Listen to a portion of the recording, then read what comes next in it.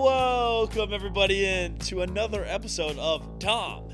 That's true. I am your host, Owen the Bomb Dahm. That's not how it goes. Owen, kaboom! Joining me is Truman the Steam Machine Steam. Truman, how are you today? Hi, Owen. How are you? And friend of the show, and disgusting Patriots fan, but good guy, host of the Fowled Out podcast, known for being the only podcast host who is a Sacramento Kings and Boston Bruins fan, Adam Fowler from Fowled Out Sports. Adam, how are you? I'm doing good, guys. I appreciate that my nickname is Disgusting Patriot Fan when you guys get like Owen the Bomb Dahm and Truman the Machine. And it's not only podcast host that's a Kings and Boston fan. It is the only living human, I'll have you know. Ever met another one. Thank God for that. That's what I say. It's a tough road, man. It is truly the hardest road. Yeah, I'm sure. Really, really tough road. Yeah. Oh. Hey, to be fair, having to be a Kings fan just makes it tough in general. Joe, can you move the chair like 2 feet that Well, way? if only the Kings would have just stayed in Kansas City, we could have solved all these problems. We could have. Could have all rooted for the same team for once, man. I know. Been wild. Hey, it's okay. Patriots fans and Chiefs fans, we have a mutual respect for one another, and we're just gonna have to learn to deal. But okay, everybody, on this week, we are reviewing the AFC East, so that is why we brought our friend of the show, Adam Fowler, on, as he is a Patriots fan, and we will be discussing obviously the Patriots, the Bills, the Jets, and the Dolphins, and we're just gonna kind of go one by one. Talking about their schedule, choosing wins and losses, and we're going to compare in the end Truman's score versus my score versus Adam's score, and then overall as a group, what that means. I think the AFC East, personally, is going to be a very interesting division this season. Obviously, as we know, the Jets just picked up Aaron Rodgers. So now, What? I know, it's crazy. So now that the Jets have a competent quarterback, that means we have 1.5 quarterbacks in the AFC East that are good. So, it's gonna be an exciting season. Is that Mac the Jones and half of Aaron Rodgers, right? Yeah, absolutely. Yeah. Because, we can just schedule off Tua to get hurt at Game 7. So, I'll say, I assume we were counting the half of Tua's brain that isn't scrambled at this point. you know what? Josh Allen is in the division. I think we're gonna have to bump it up to 2.5. I really thought we were just piling on Josh Allen. I thought this was a pile on Josh Allen party. Well, no, I mean that's for you to do, Truman. You're the Josh Allen hater here. Whoa, I didn't. Is that my brand? I know you're the Lamar Jackson hater, Yeah. so now I have to be the Josh Allen hater. Is that the deal? But we know it's mostly a joke with my Lamar Jackson hate. I mean, he's a top 10 guy. Okay, all right. Top 10. I feel like I'm gonna Sure. fit in pretty good here because I also hate Josh Allen and Lamar Jackson, just for totally different reasons. Yeah, okay, but welcome in everybody to Dom. That's true. We got another exciting episode for you. Obviously, my favorite content of the entire year is these divisional previews, and we're gonna go ahead and get right into it. We go through these in alphabetical order, so we're going by city name. So we're going Buffalo, Miami, and then Adams, New England, and finally ending the ep with the New York Jets schedule. So, week 1, we've got Buffalo at the New York Jets. This is, kind of a big game, I think, especially for like an opening weekend. I mean, when they planned this game, I don't know if they really expected Aaron Rodgers to be a new. But I guess you have a banger for the opener. I don't know. It feels weird. It also feels weird that it's in New York, and like we're supposed to imagine that the Jets have a home field advantage. Right, because all 7 of their fans are going to be there. Sorry, I guess it's in New Jersey. It's not New York, but That's right. Yeah. Dude, I just can't get over this game being billed as a competition for AFC East supremacy. After what I've seen for the last 33 years of my life, it's like Jets and Bills. Who's gonna win the AFC East? So Yeah, it doesn't feel right. Right, you're right. It's, my world's upside down. And since when have the Dolphins been a dark horse to win the division? These are unprecedented times. We don't know. 2023 off to already a weird start.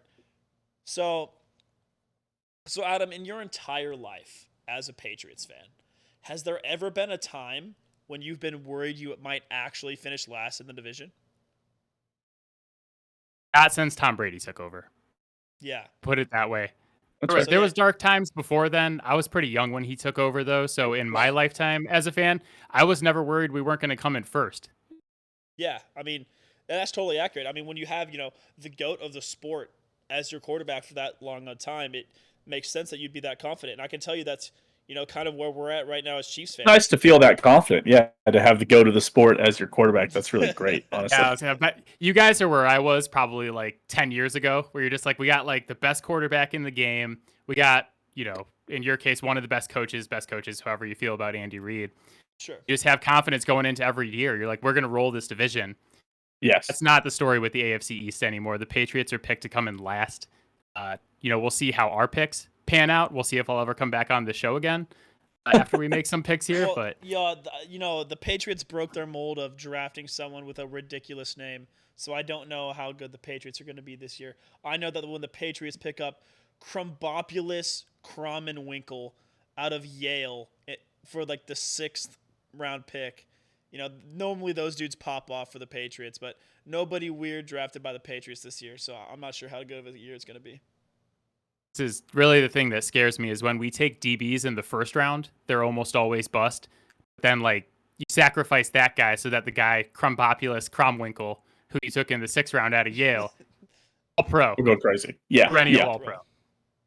Gosh. Yeah, What's and it? so our Truman and I obviously went to Kansas State, and our band director is a big Bill Belichick and Patriots fan, and something that he always talks about Oh, is that the assistant band director. yes, the assistant band director. I was like, Talks our about main how- band director is a Browns fan, dog. I don't know what's going on. He's in the trenches down there. He's in the trenches. But just that the Patriots have been exceptionally good for a long time at drafting positional players that fit into the scheme. Dudes like Julian Edelman, several time Pro Bowler who probably wouldn't fit into a lot of schemes, but it was exactly what the Patriots needed for a very long stretch of time. But, all that being said, let's get right into it and discuss this Jets and Buffalo matchup. Truman, I think I'm giving Buffalo the W. I know that Aaron Rodgers is more of a momentum guy, and I expect this team to not be 100% ready for the challenge that is Buffalo. But that being said, if Buffalo ends up losing this game, I think that is a nice teeter-totter for both of those teams. Because I think that if the Jets win this game, we could be talking about an AFC East winner here. It's first week. Dumb things happened in the first week. Last year in the first week, the Bengals lost to the Pittsburgh Steelers after Joe Burrow threw, I think, 4 interceptions. It was at least 3. Weird things happened in that first week. And sorry, Owen. Yeah, it's a 1 for a W. Yeah, you got it. But I am on. I'm on tape. I'm on a lot of credit here saying that I think the New York Jets are going to be like the Denver Broncos of last year, where they get Russell Wilson or just established quarterback who's looking to resurrect their career after they had a bad season last year, but they blamed it on injury, and then they flop again. That's a lot of comparisons there. I mean, I'm just not a believer in this New York Jets team. I'm not really a believer in Aaron Rodgers at this point anymore. So I'm actually also going to go for a Buffalo W here. Okay. Truman is personally involved in stopping the flow of ayahuasca to New Jersey. So Yes. So I'm actually going to go opposite of you, Truman. I'm buying Jet stock this season. They were a 7-win team last year with some of the worst quarterback play we have ever seen. that's Zach true. Wilson was That's atrocious. true. Aaron Rodgers doesn't have to be great for them to be good. If he's average, I think they're a double-digit win team. So I'm going to go Jets over Buffalo in Game 1 of the season. Yeah, I don't think it's crazy to say that, Adam. As we know, Sauce Gardner is a future All-Pro. He's already a top 5 corner in the league. And then the rest of their team, was kind of built around Mekhi Becton. So, when you have a couple of those guys that are already good, you can go right into it. All right, moving on. Las Vegas at home. W. Yeah, Yeah, I Easy W. Yeah, we don't even Josh- do it. Josh McDaniels, a fine offensive coordinator, a terrible head coach, time and time again. And who knows what's going on with Jimmy G's foot and all that stuff. And I think if he doesn't play, is it Jared Stidham is still there? Is that who the backup is in Vegas? Let me fact check you on that, but I think you're correct. I can't remember. Man, it's like New England West over there. They're taking all of our guys. Jimmy G, Stiddy was our backup for a while. Started a game in Kansas City that we don't remember what the outcome of that one was, but yeah, tough one. I was not a huge Josh McDaniels fan when he was our offensive coordinator. Frustrating play calling to a degree, and it's not a great coach. So I'm definitely going Buffalo. How could this get any worse? And then Matt Patricia was your offensive coordinator. Or who is the backup in Vegas? So it's a guy that Adam knows well, Brian Hoyer. Oh, of course it is. It's a different Patriots backup. That's my bad. Brian Hoyer, the Destroyer, back for more. Of course. So obviously, if this was a Bill Belichick coached team, Brian Hoyer would be starting the season 2-0 before Tom Brady comes back. But this is not, and Brian Hoyer will probably see game time in Week 6 because Jimmy G is just gonna get hurt. But okay, so we got another cupcake scheduled game for Buffalo moving up here at Washington on Week 3. I think that's a W. I have to go with you there. Also, I'm a follow right along.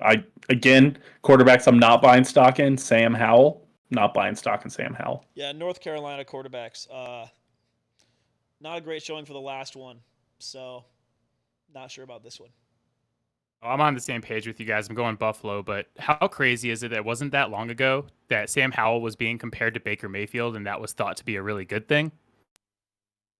Out of the fact that you got a little Baker Mayfield in you, not great. So I'm going Buffalo as well. Yeah, it's. I always say this to Truman: poverty teams make poverty decisions all the time. So, like hiring Eric Bieniemy. Yeah, exactly. As a personal friend of one Matt Nagy, I have to agree with you. So, personal friend. All right. All right. No, I got to get my shots in before we start getting to the Patriots schedule. No, of course. Before the sad. Then, home game. Buffalo hosts Miami Week 4. I still have to say this is a W, man. I'm not huge on the Dolphins. I think they can win, but putting it all together is something that Miami's really struggled to do these last couple seasons. This is where I'm actually going to buy stock in Miami. I don't know why.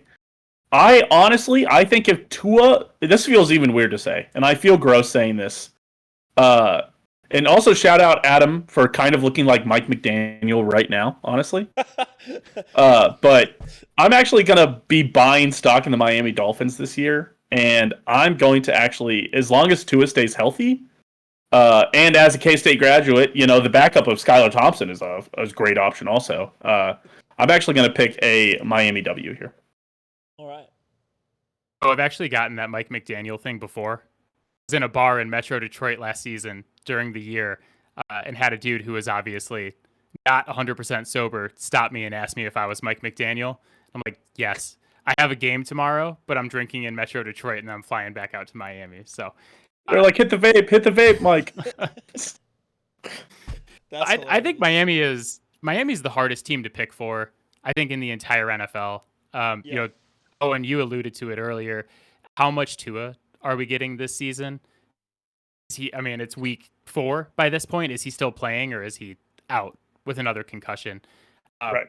I hedged on my Miami picks a little bit, and I picked Buffalo to win this one. But if you tell me I get 17 games of Tua this season, I might be leaning towards Miami a little bit more than I have here. Mm-hmm. I don't think he looks. Once I saw the mirrored Tua highlights, I've changed my mind. Yes, this is what it would look like if he's a right-handed quarterback. So, but Adam, that being said, are you picking a winner last year? I'm going to take Buffalo to win. All right. So far, the group has got Buffalo 4-0, which, is another familiar start for the Buffalo Bills these last couple seasons. I have 3-1. I'm calling that Jets loss right now. That's fine. That's fine. Again, I think silly things happen week 1. Absolutely. Well, I actually think silly things happen when Buffalo plays Jacksonville. We have the Josh Allen versus Josh Allen matchup once again. And Josh Allen lost to the worst version of Jacksonville in the last couple of years, and he's going to do it again. I'm picking the Jaguars to come out with the dub. I'm picking the Bills. I think it was dumb that they lost to the Jacksonville Jaguars. It helped the Chiefs, so I was pretty happy when they did it. I also am not super high on the Jags. I think they got lucky to get to Arrowhead last year for the playoffs and still lost to a team where Patrick Mahomes was hurt for most of the game and Chad Henne also played and scored a touchdown on them. I'm not very high on the Jags. I think they'll win the AFC South, but that doesn't say anything about anybody. Wait, so, yeah. Year? Yes. Yeah. Okay. Yeah, I was like, what? Yeah, so, yeah, give me Buffalo over the Jags. So I'm actually going with the Jags here too. This is in London at Tottenham Hotspur Stadium, the future home Tottenham, of the Jacksonville Jaguars. I watch no soccer. So, you're just unlucky because Tottenham just happens to be my team for the Premier League. Is it? Yeah, actually. But yeah, the stadium is beautiful. So, but you are picking Jacksonville. Picking the Jags. This is a future home game for them. They got to start getting some fans on board. Absolutely. They are always in the UK. It's got to be soon. Absolutely. I know the NFL has been exploring it, so I wouldn't be. You got to move 2 teams over there. Move a whole division over there. Move on to Munich. Really. Honestly, scrap the XFL. Move all the players over to Europe. Start NFL Europe again, and then we're rocking and rolling. Honestly. Move Jacksonville to Munich, and then send the Raiders there week 1, so they have an 18-hour flight from Las Vegas. That would be ideal for me. Nice.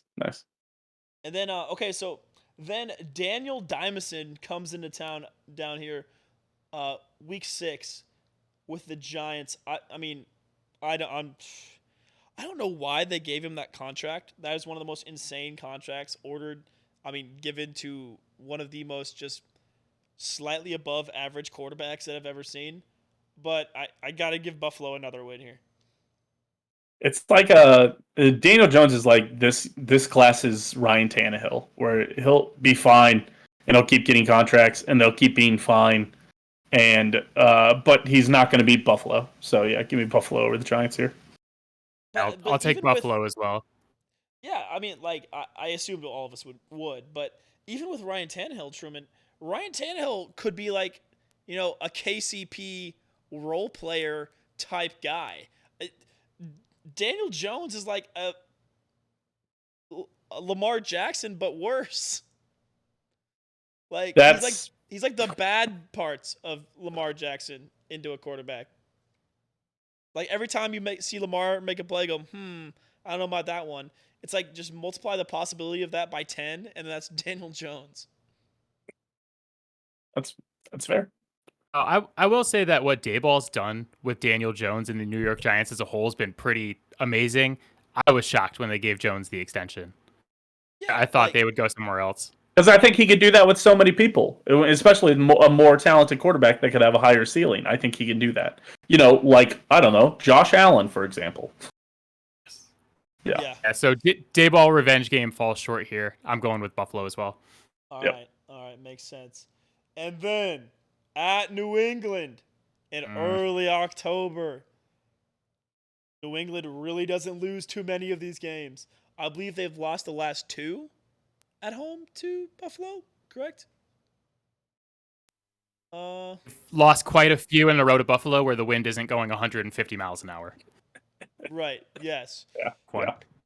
So, Buffalo on the road at New England here, week 7. Give me the Pats. What? Give me the Pats. Oh my god. Bill Belichick. Give me Buffalo. Stop. What are you doing? What's happening? In his witch's cauldron, dude. He's summoning up the Sith Lord that he is. He's embracing all the Family Guy and Bleacher Report memes of him being freaking Palpatine. He's summoning all of those in some weird witch's magic. Josh Allen's going to throw 2 picks, and it's gonna be on some NFL short of him mic'd up going "fuck" on the sideline. I can predict it now.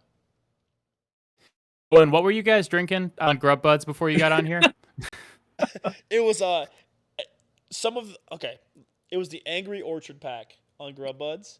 So whatever multi-flavor Angry Orchard pack, but two of the four were just fucking awful. Like just dreadful. The way you're acting, was it full of Red 40? Don't lie. Full of Red 40. It's at this point probably. Just wondering, because I feel like I'm going to need some of this if I'm going to get through the Patriots season with the level of optimism that Owen's giving us here. Josh Allen has decimated the Patriots for a couple of years now. Basically perfect passer ratings in most of games against New England. So I hate to say it, but I'm going Buffalo. You know, that's fine. Adam, one thing that always plagues me on this specific lineup and this segment on the show is that I end up, when I think a team is good, I end up at the end of all of these going, they're going 15-2, which just isn't going to happen. So I have to pick losses sometimes, and my favorite place to pick losses is in divisional games. So away at New England, I think it's just got to be a time where the Bills lose a game because no one's going to win 15 games this year with how strong the AFC is as a whole, especially in the AFC. But yeah, I gotta pick some losses. I don't hate your logic there.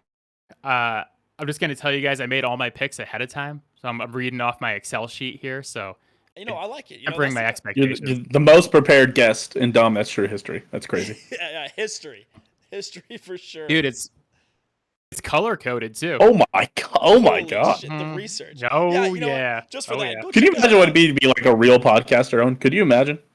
I could imagine because I listen to Fowled Out Sports, and they really give me an idea of what that's like. Some of us do. Some of us. Some of us do. Yeah. So, Adam, I don't know if you know this, but we had a guest last year who was reading off picks while his girlfriend was in the same room as him, loudly playing Fortnite. Like it was audible. And He was a Cowboys fan. It makes a lot of sense. Yeah, I It mean, all nice lines up. guy. that Nice guy, but tracks. My wife's watching this. You guys want me to call her in here? Turn on like Red Dead Redemption or something like that? Yes, as long as it's loud. I see a guitar in the back. If she could start playing something, that'd be awesome.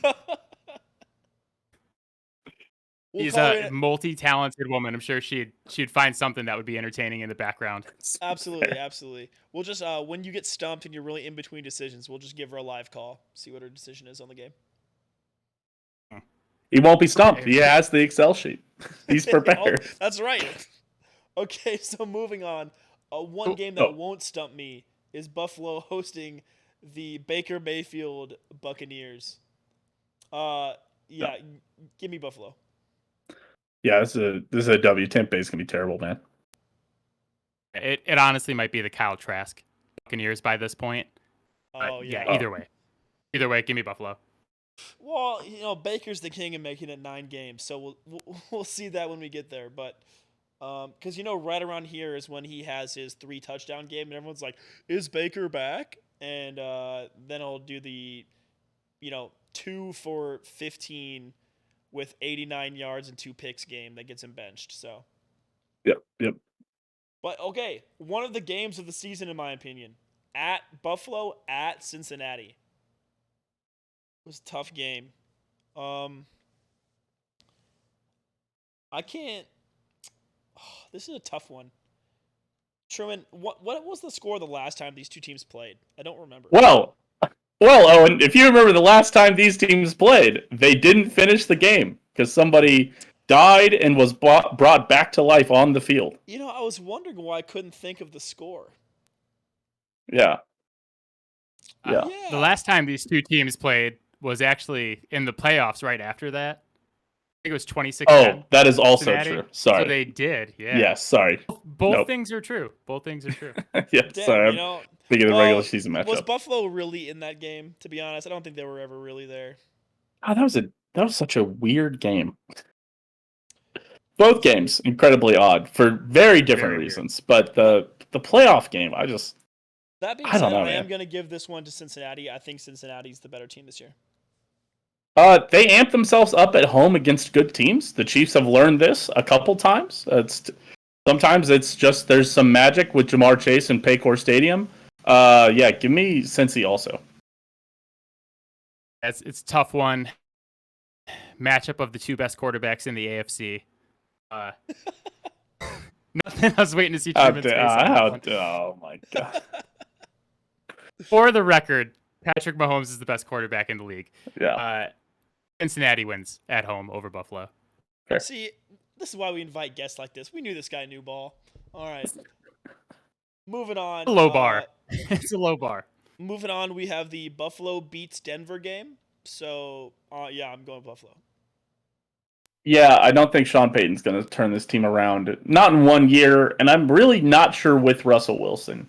So yeah, give me Buffalo over Denver. One thing that I've really been thinking about is that Sean Payton teams have generally had a terrible defense.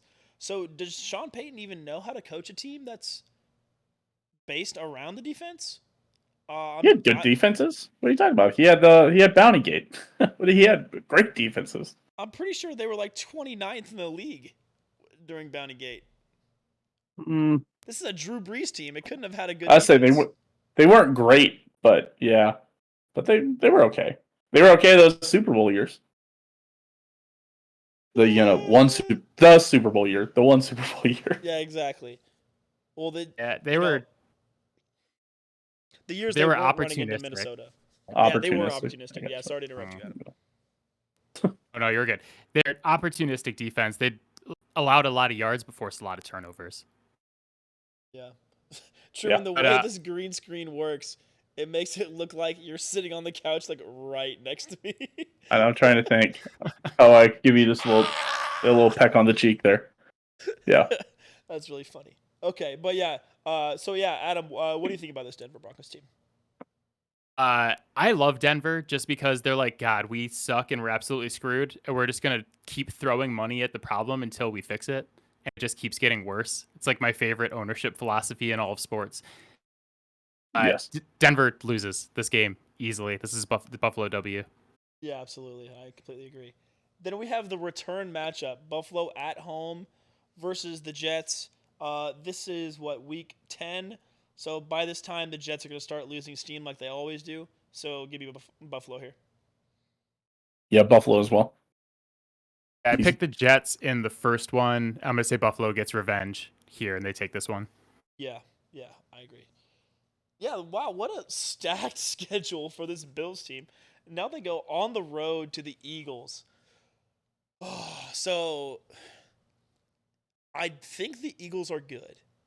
But at the same time, they were able to stay really good last year because they could rest everybody in every single fourth quarter of like all of their games. Except when they had Gardner Minshew at quarterback against the Cowboys, they got blown out.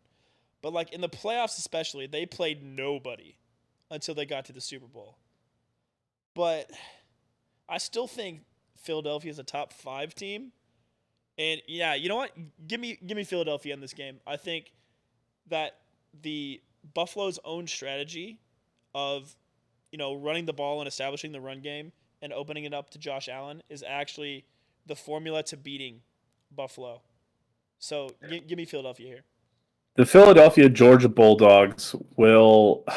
I believe they've regressed a little bit. They've lost some key pieces on defense, but I think they'll still be like top 5. I'm not sure I'd pick them to go back to the Super Bowl this year. I think my NFC pick will have to be the 49ers, I think. We'll see when we get there. But I'm also a believer that Buffalo has just continued to regress, and I think they'll be worse than the Eagles. I think Buffalo is going to be like 4th or 5th best team in the AFC this year. I don't know what it is that's telling me this. It's just I just keep on thinking that they keep getting worse and they keep getting older and their Super Bowl window keeps shrinking. And I think this will be kind of a sign of it. And I'm going to take the Eagles here over the Bills. All right. I'm taking the Eagles as well. So I'm kind of on the same page with you, Truman, with Buffalo. It might be a little hot takey, but I think Buffalo's Super Bowl window is already closed. Yes. I think their chance was that, was it 13-second game in Kansas City? That was their year, and they blew that one. So man, it's tough. I think it's closing, and then next year Josh Allen's contract goes way up, and as soon as you start paying your quarterback big money, that's death knell for your Super Bowl chances. Yeah. So yeah, I think it's closing. I don't think they're going to be as good as the really elite teams on their schedule. So I'm going Philly. Yeah. Yeah. Well, and the thing about that 13-second year also, that us Chiefs fans, this will sound like sour grapes. It always comes off like sour grapes. But that Bengals team wasn't very good at that moment. The Chiefs were up 21-3 at halftime or whatever, and then just Patrick Mahomes, that whole year, every now and again he'd flip a switch and turn into just like the worst quarterback, and it was super weird to watch. And he did that in the second half of that game and blew it. But the Chiefs, I believe in all metrics, should have beat the Bengals in that game, and I believe that if the Bills would have got there, I believe they would have handled the Bengals, and they would have been absolutely onto the Super Bowl and probably beat the Rams. I mean, because the Bengals gave the Rams a run for their money anyways. That was Buffalo's year. Like 100% that was Buffalo's year, and they blew it in that last 13 seconds. Yep. Yeah, I mean, and I believe that was oh my gosh, I'm forgetting his name. Why am I forgetting his name? The announcer that everyone is like turning their back on right now, Tony Romo. That was Tony Romo call, and he said that Josh Allen did play a perfect game, which he did. Josh Allen made like next to no mistakes in that Chiefs game, and they just lost in the most Bills way possible. Just losing the coin flip in overtime after giving up a touchdown in 13 seconds. I mean, a field goal in 13 seconds. So, we've got Buffalo entering the bye here at 8-4. As a group, yeah. I've got him at 9-3. Adam's got him at 7-5. I've got him at 9-3 as well. I should have him at 8-4. I missed one. Did I miss one? Did you have him losing to Jacksonville or beating Jacksonville? I had him losing to the Jets week 1, Jacksonville week 5, Cincinnati week 9, and Philly week 12. Oh, you picked him. You messed up at New England. Yes. Whoops. Yes, that's right. He said, because he said he wishes he could have my optimism. That's right. My mistake. Okay. So, the group has got him at. So now 9-3. To 9-3. End of the bye week now. And I have them at 9-3, and Adam. We all have them at 9-3 actually. No, you have them at 8-4, and Adam has it at 8-4. Oh, I missed my 0 here. Reading binary from far away is kind of difficult sometimes. Well, it's also added up at the bottom.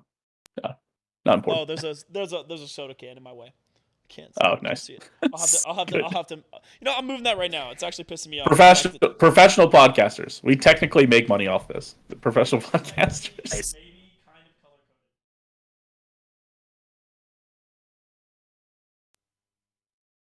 Yes. Okay, so that's at the bye week is week 13 then. So week 14, they open up again against the Chiefs on October 10th. What? No, December 10th. I accidentally messed up when I was putting in that date. I was like, that was weird. I was like, week 14, October 10th. I was like, that's but I believe this is where I think the Chiefs will like handle this game, and this is where they win by like 10 or like 2 possessions, and everybody starts to realize maybe what we've just mentioned during that Philadelphia game, where all of a sudden they get boat raced by the Chiefs, and you'll see it on Stephen A. First Take, Undisputed. It'll all say has Buffalo's Super Bowl window closed. That's all they'll talk about that week. And I think this will be the week that everybody realizes that. Yeah, Truman, can you repeat that? I somehow played Spotify during that. Don't know what button I hit on your keyboard to randomly blast Spotify. But once again, we are professional podcasters out here, technically. Professional podcasters.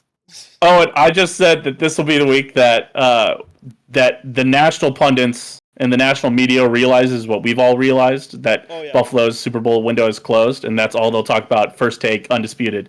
You'll see that scroll across, so we'll say, has Buffalo's Super Bowl window closed? And the answer is yes. The real question is there going to be a Stephon Diggs drama right after the Philadelphia loss heading into this bye week uh, before the Kansas City game? Because Yes, and then they'll force feed them in the Chiefs game, and the Chiefs will blanket them, and they'll throw like 2 picks when targeting Stephon Diggs. it would be cool to beat the Bills in the regular season. And I'm going to be a hopeful Chiefs fan here. And for the first time in 2 years, I think the Chiefs are actually going to beat the Bills in the regular season. I forgot we fucking lost that game. I was at that Bills game. I forgot I was at that Bills game also. Yeah, that was the And then Bills game. oh, I was at the bar, and that was a game where, once again, the Chiefs played well, but the Bills played a better game. And I was just like, whatever. We lost the game. That sucks. Moving on. well, but the best part about that game is there was an homage to the 13 seconds game because I was at the 13 seconds game and the Bills game where they beat the Chiefs last year, and there was 12 seconds left before halftime, and the Chiefs had the ball, and we're all like, oh, like the whole stadium was like running jokes where they're like, won't it be funny if they score again? And they did it. And Harrison Butker had also been bad at kicking up until this point, and he just drills like a 55-yarder, and we all just get to turn at the Bills fans and go, and point at him, and they're all just like, heads in their hands, just great. So, but yeah, that's Great all. Moment, Sorry. bad ending. But yeah. Yes. Adam, KC, Buffalo. I love it. I'm all for making fun of Bills fans, just so you guys know I'm on board. I'm going to go with the same analysis I had here on the Philly pick. I just don't think Buffalo is going to be beating the elite teams on their schedule. I'm going to go Kansas City wins at home. Absolutely. And then looking at this home stretch, guys, I think Buffalo's got what the Chiefs' schedule looked like last year. So in the beginning of the year, looking at Kansas City's schedule, they had the most wins again. So the teams that Kansas City was playing last year had the most wins in the previous season coming into it. That's exactly what Buffalo's got this year. Buffalo's schedule is brutal. Look at this last 4. Home against Dallas, at the Chargers, home against New England, at Miami. Like, you're calling. Yeah, I don't know if we're going to compare that to. That's terrible. Being brutal. Listen, let's start here with the Dallas game. I don't believe Dallas is an elite team. I don't believe they're top. If we're doing NFL tiers, I don't think they're in the elite tier, and I think they're maybe at the low end of the great, and should belong probably in the upper end of the good tier. Sure. On the list of teams that dropped 40 against the best defense in the league last year, they're the only team in that tier. Just so we're clear. I don't care. I don't think Dallas is very good. I don't think Mike McCarthy's a good coach. I don't believe in Dak Prescott that much.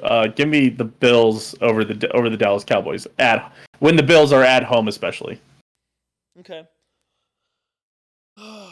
Do I pick Buffalo to go on a 3-game slide in December? At home versus the warm air Cowboys? You're right. December 17th, this shit's going to be a snow game. There's no way warm weather Dak, who played at Mississippi, well, not Mississippi, but Mississippi State, and then moved to Dallas. There's no way he's ready for the frigid temperatures of Buffalo on December 17th. So yeah, I'm going with the Bills. Fair. What I will tell you guys is that the Bills are a warm weather team.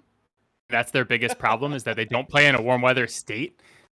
They're a track team. If they had a dome, they would be much better off. Well, it's a good thing that they're building a new stadium that they're definitely going to put a roof on. Oh my God. If they don't, man. They're not. This is my biggest problem with them is they're a track team. They're an indoor team. If they played in a dome, they'd be great. They don't play in a dome. That said, they still beat Dallas at home. And they play in maybe the most city that ever deserves a dome, other than Minnesota, who has a dome. You know, the other team that should have a dome has a dome, and then Buffalo, the only other team to have a game canceled for snow or moved for snow, decided to not put a new dome on their new stadium. Well, they also just don't have, guys like LaShawn McCoy that can win you a game in a snow game anymore. So Buffalo's brutal. Just be careful with giving them an advantage at home late in the season. I actually think it's pretty rough on them. We saw Cincinnati go in there and beat them when it was sleeting. We saw New England go in there and beat them when the wind was whipping. Mm-hmm. It's That's not an true. advantage for them. That's true. Does Bill Belichick have his starting quarterback now? We've seen him go on the road and win. Yeah, you're right. Mhm. All right, so then they go to LA. Ooh, it's an East A hard Coast. game. That's East Coast to a West Coast on 1 week. What was it? What's the stat? It's the West Coast teams playing on the East Coast tend Are to bad. lose. Yes, But- because they lose sleep. But the It East doesn't Coast, have as much of an effect going the other way. okay.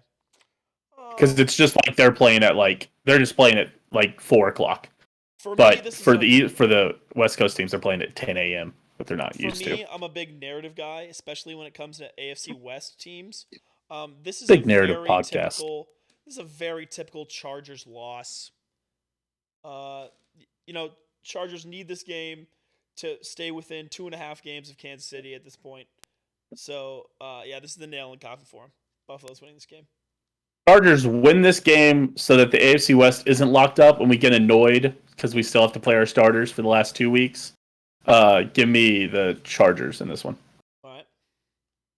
I'm going Chargers as well. I think Ooh. this is the game where we start worrying about Buffalo's Super Bowl window as a national media. Like, this is the Ooh. game where they're like, ooh, lost to the Chargers late in LA. Not looking great. Because Buffalo, if they're sitting at after week 15 or week 16, and they only have 10 wins or 9 wins, if we're following Adam's logic, that is prime. Wild cards are starting now. There's 3 wild cards, so if you get 10 wins, you're probably in, but it's not a guarantee. And people are starting to go, "Whoa, they're barely going to be a wild card." Denver, Buffalo could miss the playoffs. This is crazy. Yeah.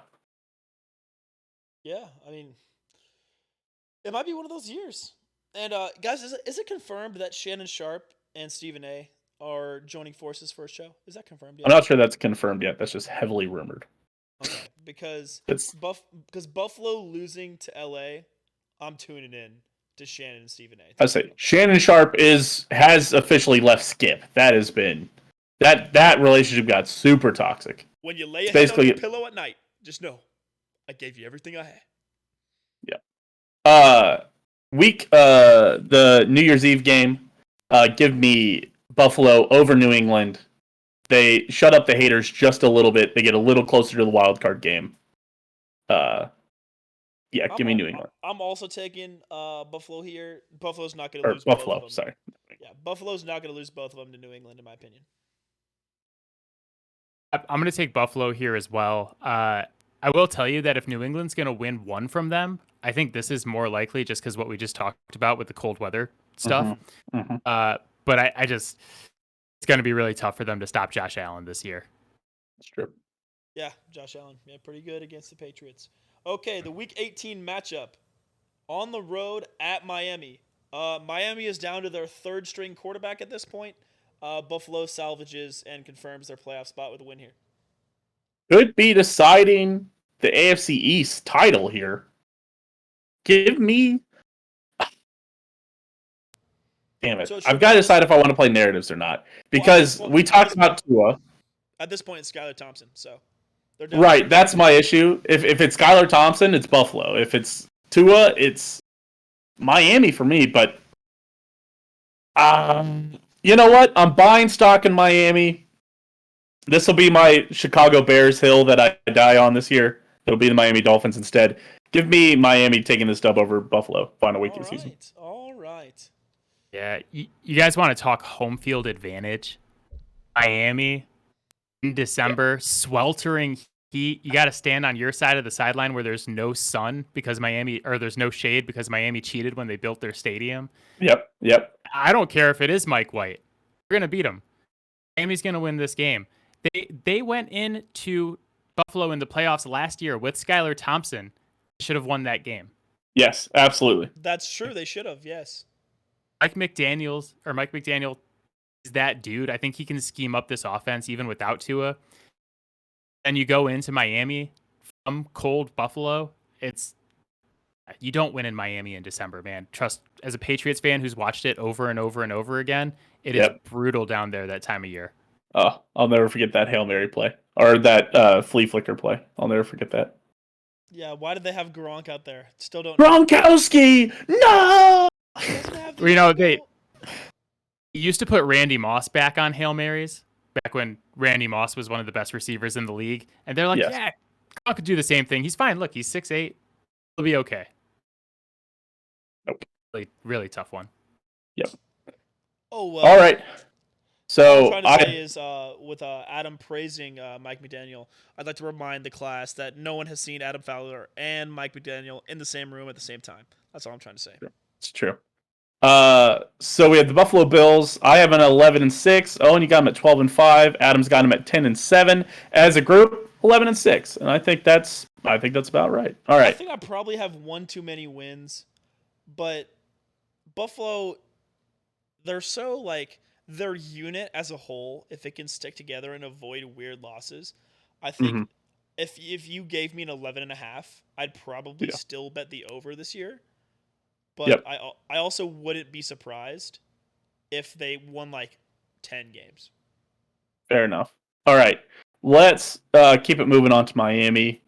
Week 1, they're at the Los Angeles Chargers to open up the season. That's a good opening week game.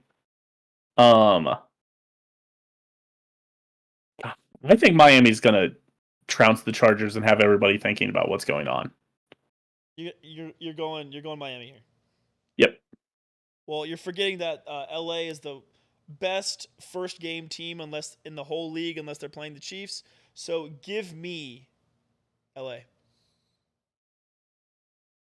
I'm going to go Miami. I know Tua's going to be on the field for this one, at least for some of it. So, Mhm.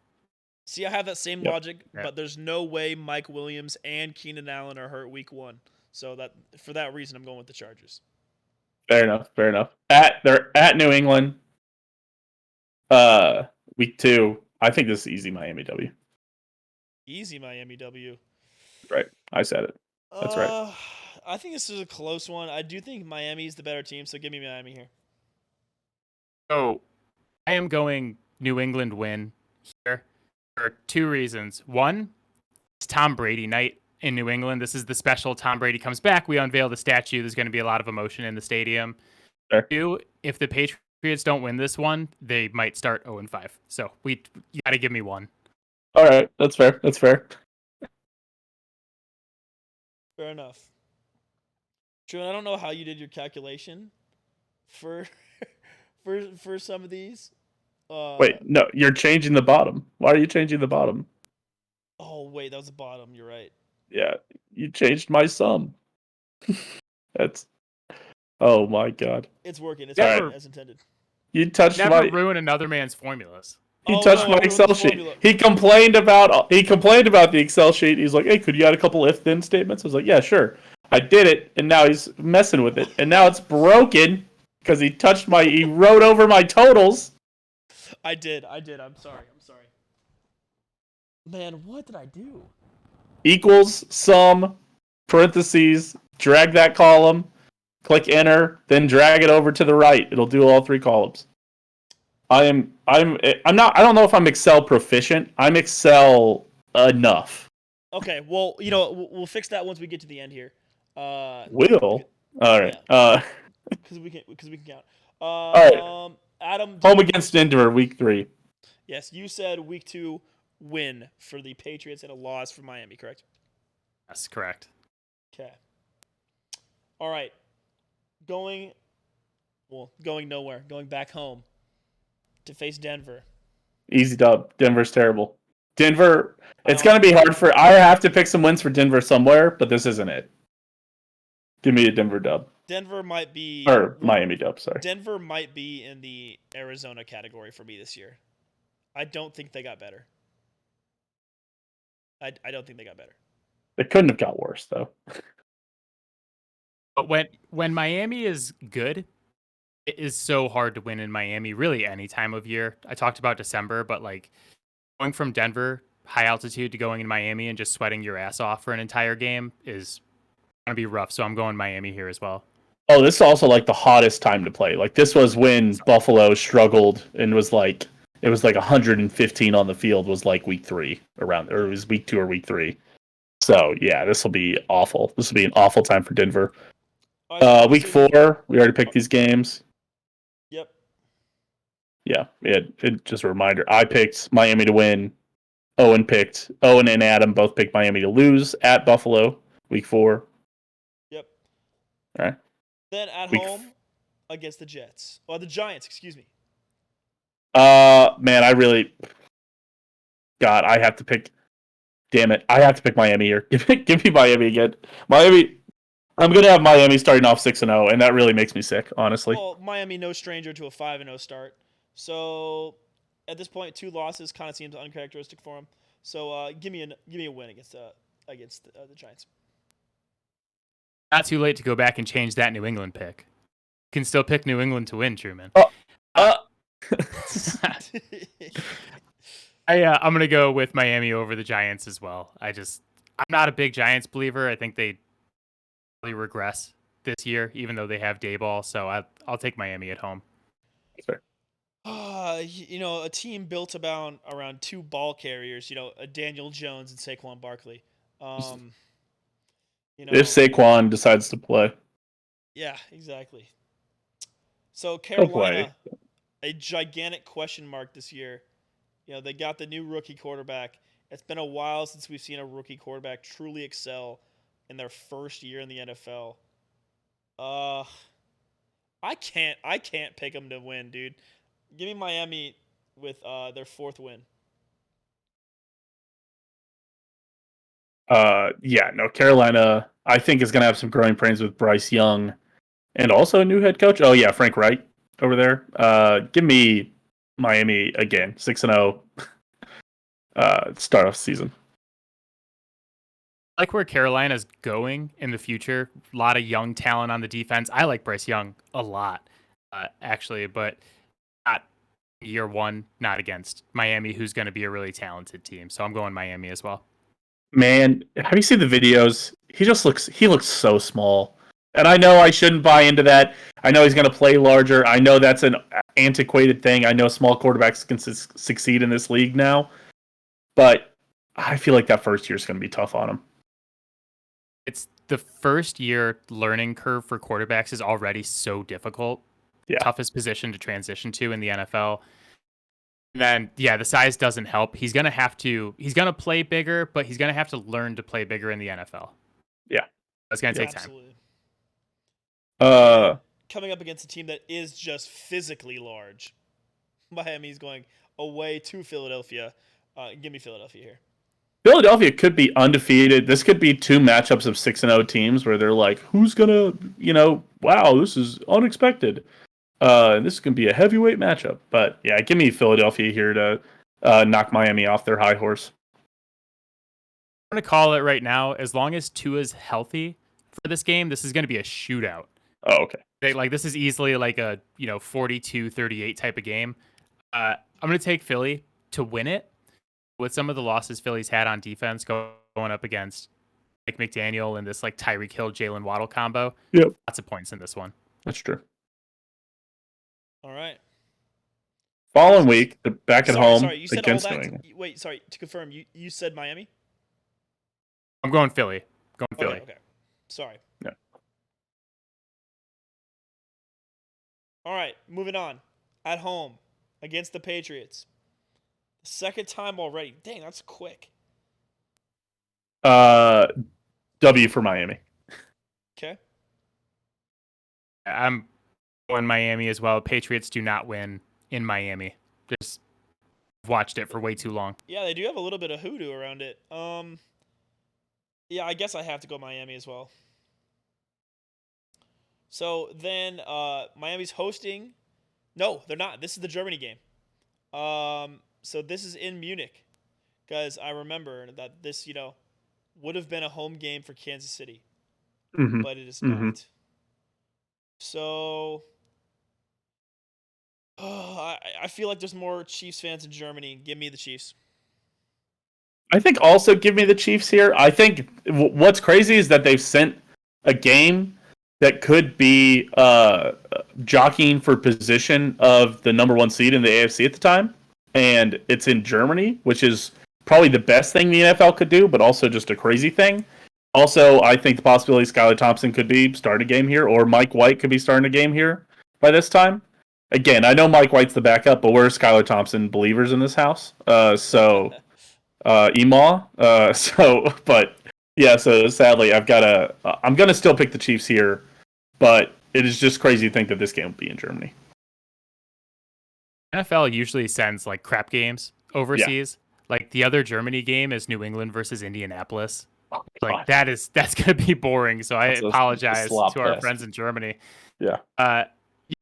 You guys worried about the Tyreek Hill revenge game at all? Not really. I think Casey has actually done generally pretty well against number one wide receivers, but I don't know what to expect. I mean, Chiefs have always had the speed guy. We've never really faced like a pure speed guy like Tyreek Hill, so I don't know what to expect. I can't say I'm like extremely worried. I'm worried, but I think we saw a lot of games with Miami last year where Tyreek Hill went for 180 and they still managed to lose that game. And I think sometimes you give Tyreek Hill, some room, and maybe he's gonna do something for a bit. But if anybody should know what Tyreek Hill struggles with, it should be the Chiefs. And but I think Tyreek Hill is gonna have a big game, but I don't think it'll be big enough for this moment. Yeah, that's kind of where I'm at. Is I think he racks up a ton of yards, but the Chiefs still win this one. Mm-hmm. Wanted to pick Miami when I was first going through this, but this is where I kind of started hedging because, like you said, is Tua still playing? We have no idea. Might be Mike White, might be Kansas State alumni legend Skylar Thompson, right? Yeah. Yeah, absolutely. All right, so KC sweeps on that one. They're entering the bye. I've got them at 5-4. Adam's got them at 6-3, and Truman's got them at a nice, good old 7-2. Yep. Oh, and I have good news for you. If you go down to where it says year 5, if you grab a corner, drag that cell to the left, it'll fix everything for you.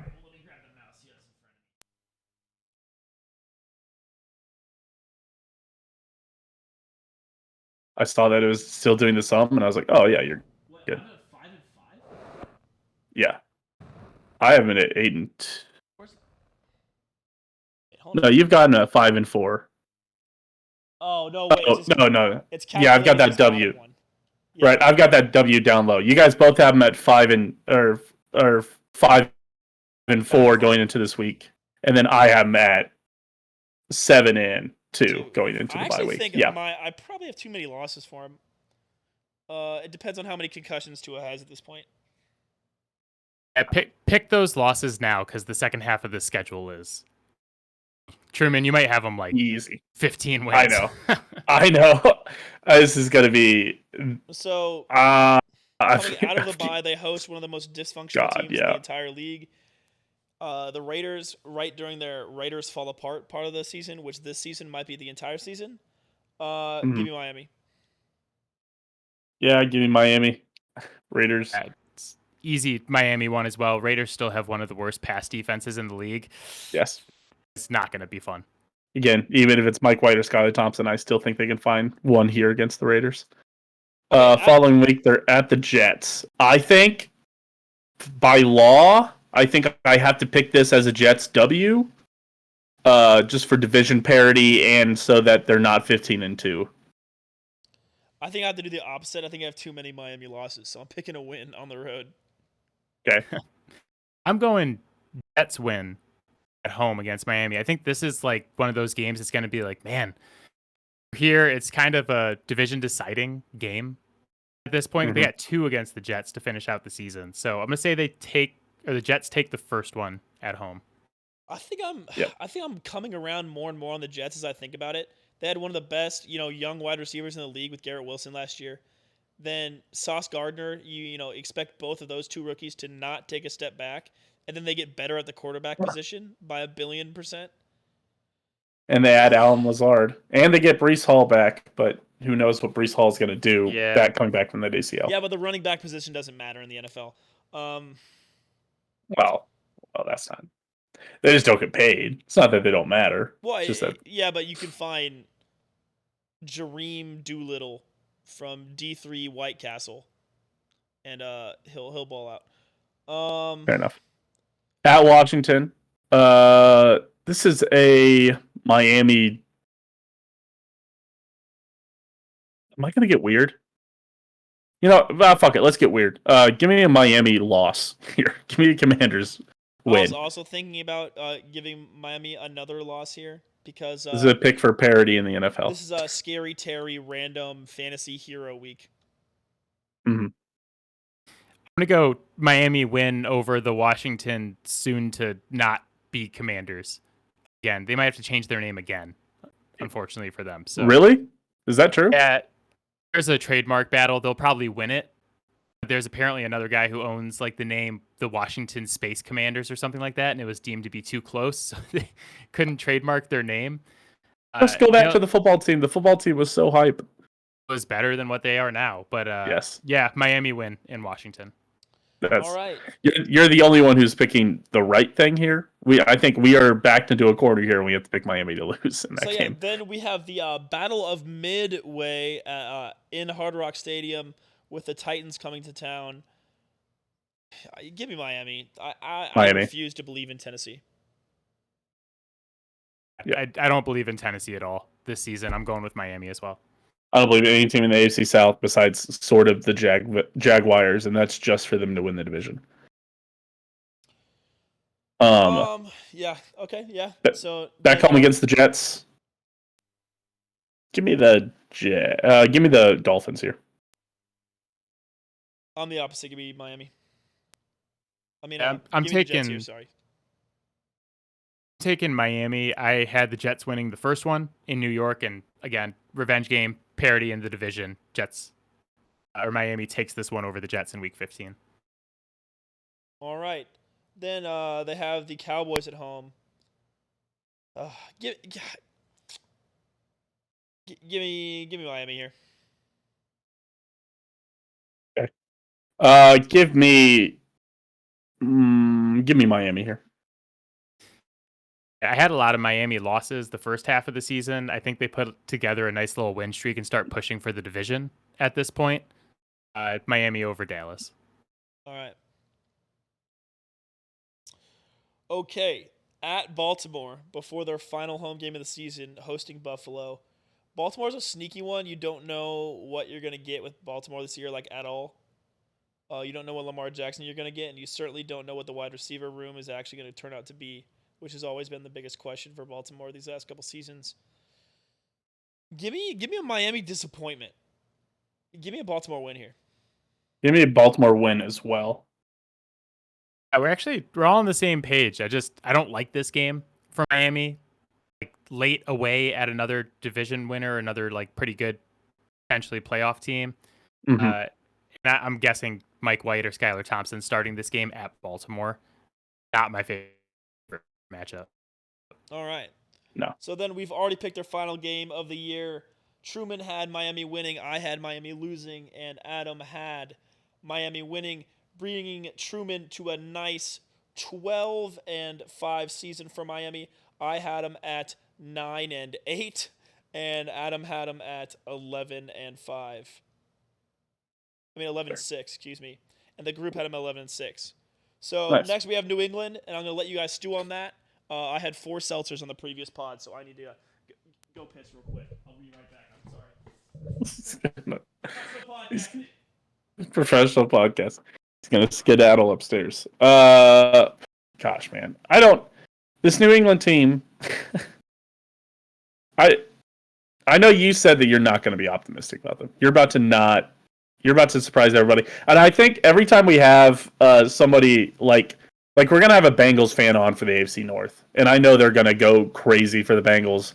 But like last year we had a Dallas Cowboys fan on and they just shit on the Cowboys the whole time. It's one of those where like if you're not confident your team's going to win the division, everybody always expects you to be a homer, and then you come on here and you're like, we're dog shit, we're bad, and it's just. And I'm excited for you to do this with New England. It's funny because like it's just kind of like a Boston sports fan DNA, and trust me, like nobody wants to hear me complain after the run of success we've had. Sure. Boston sports fans are just negative. Like Boston people are just negative people. True. It's like they're always like, even when we had Tom Brady, it was like, man, I don't know about this season, and then we'd go and win the Super Bowl. Mm. I live in Metro Detroit, and I would tell you, Lions fans, with no matter like how much shit they've been through, they're the exact opposite.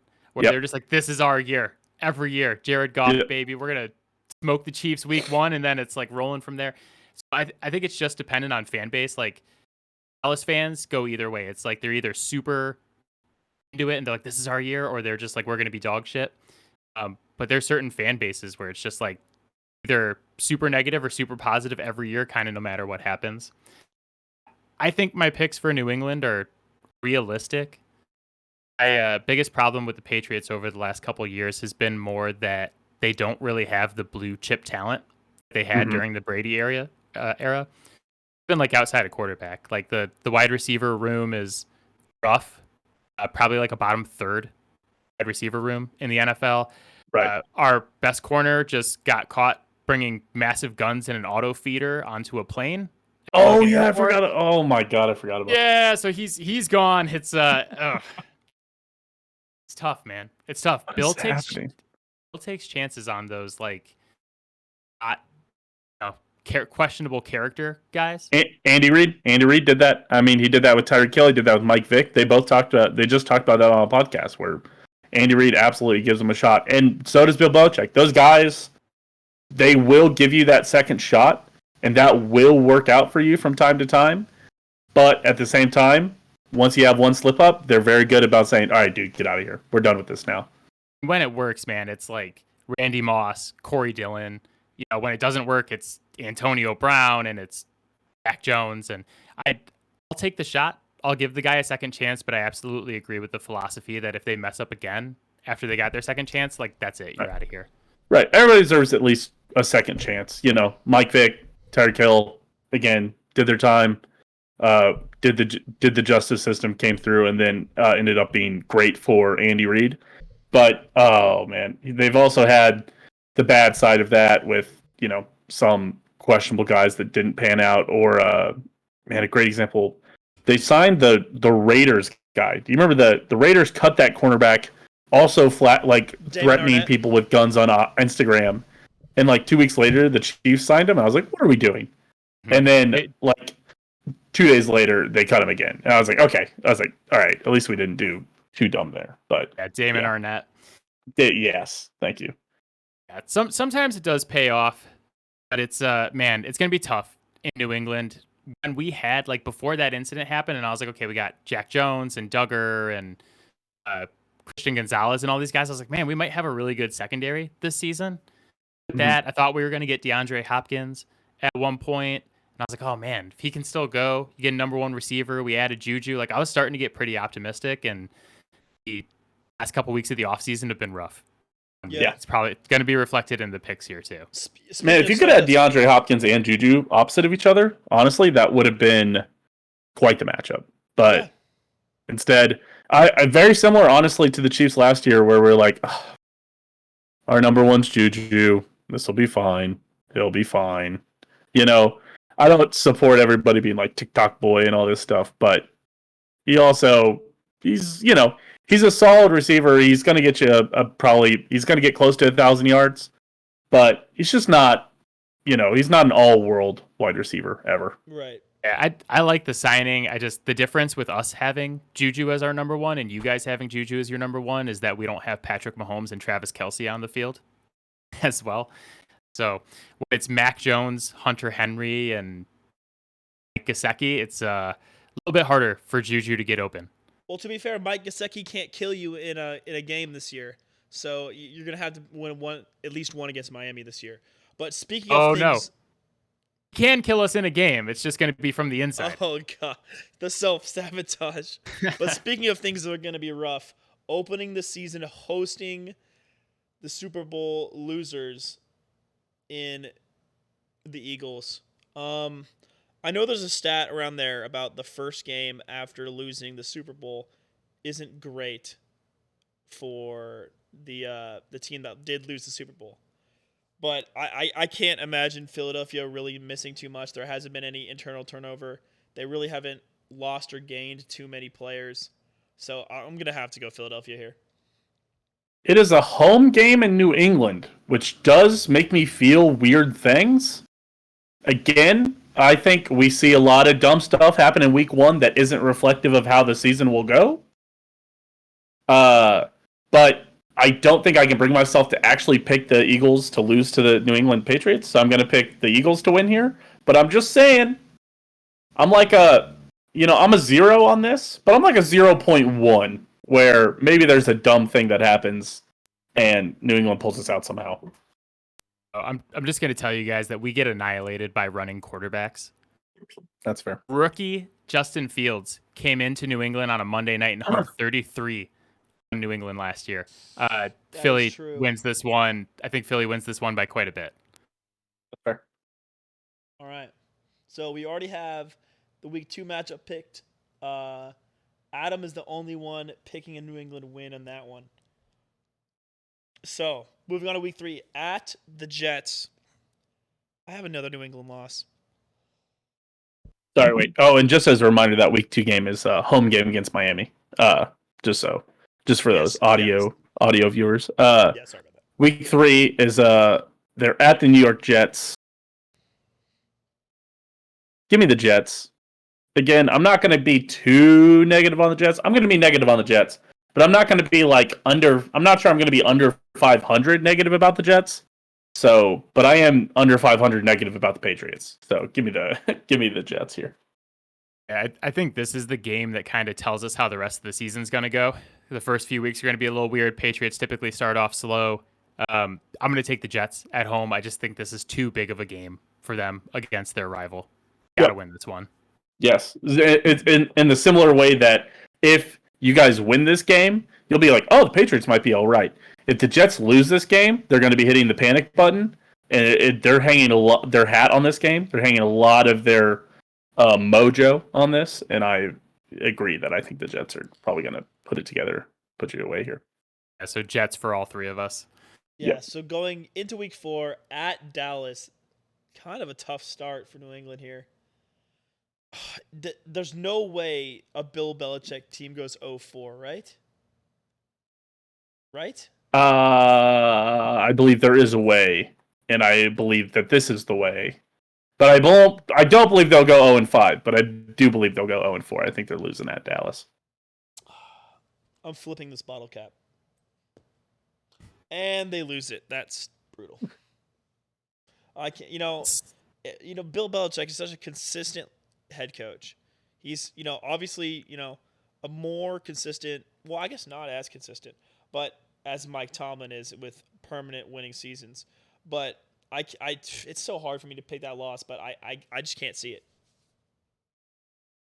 Part of why I picked them to win the Tom Brady Day home game against Miami is because, if they don't, they're probably going 0-4. I'm taking Dallas to beat them as well.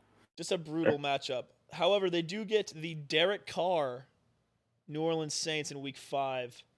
And that's for me when they're going to pick up their first win.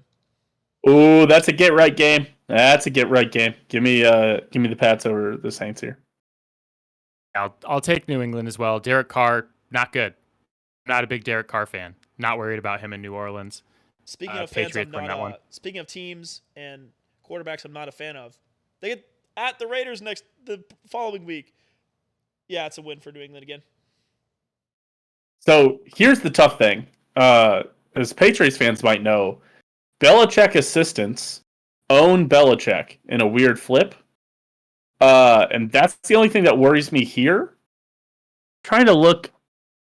You know what? Yeah, give me the Raiders to win this game in a weird twist of fate situation here. Give me the Raiders to win this one, and I think I think we're all pretty much on the same page that we don't think New England is probably going to be a playoff team this year, but I don't think they're going to be the worst team in the league.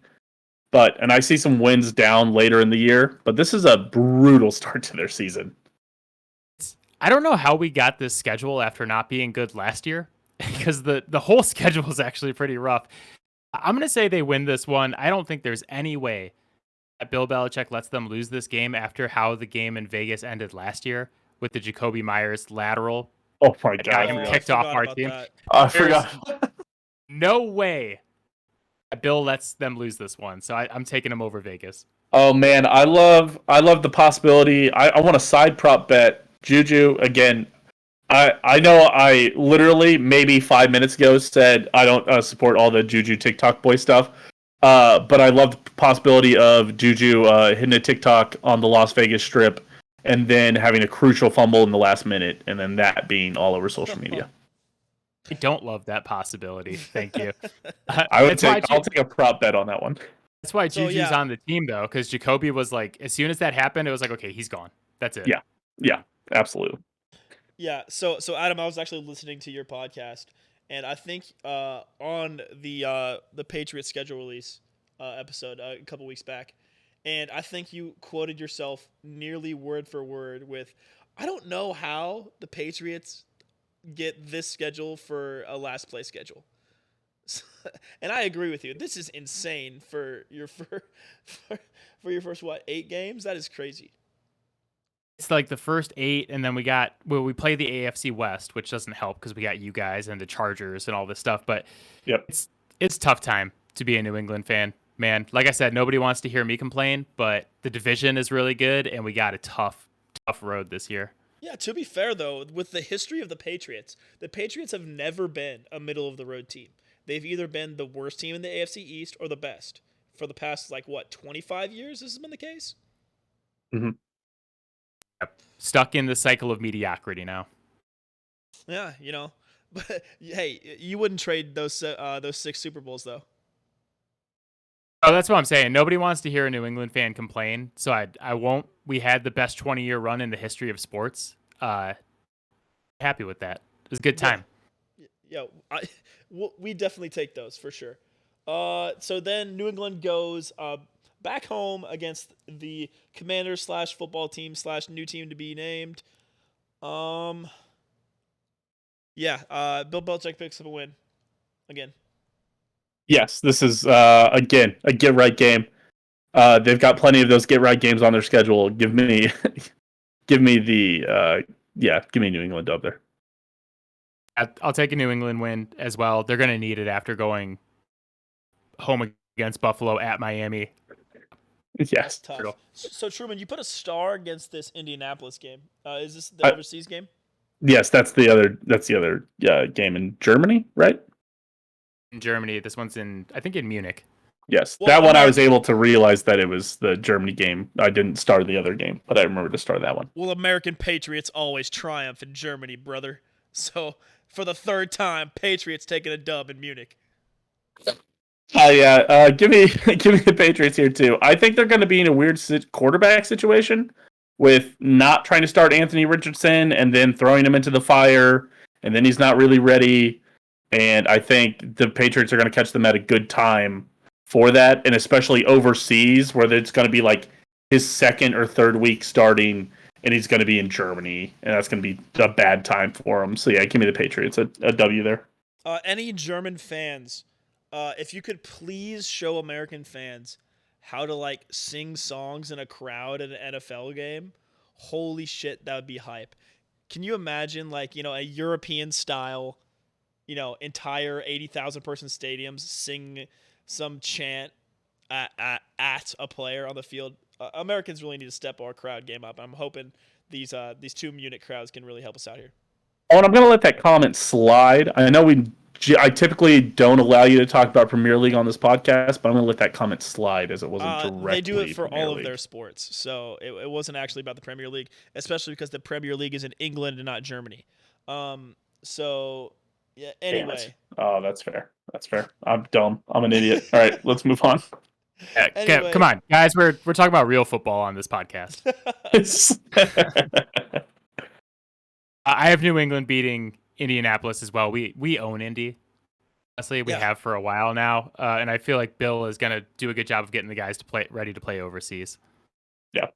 Yeah, I mean, once again, I think Bill Belichick is, middle of the season when everyone else is having their weird changes, especially if Indianapolis is going wherever they are with their rookie quarterback. Bill Belichick eats rookie quarterbacks for lunch.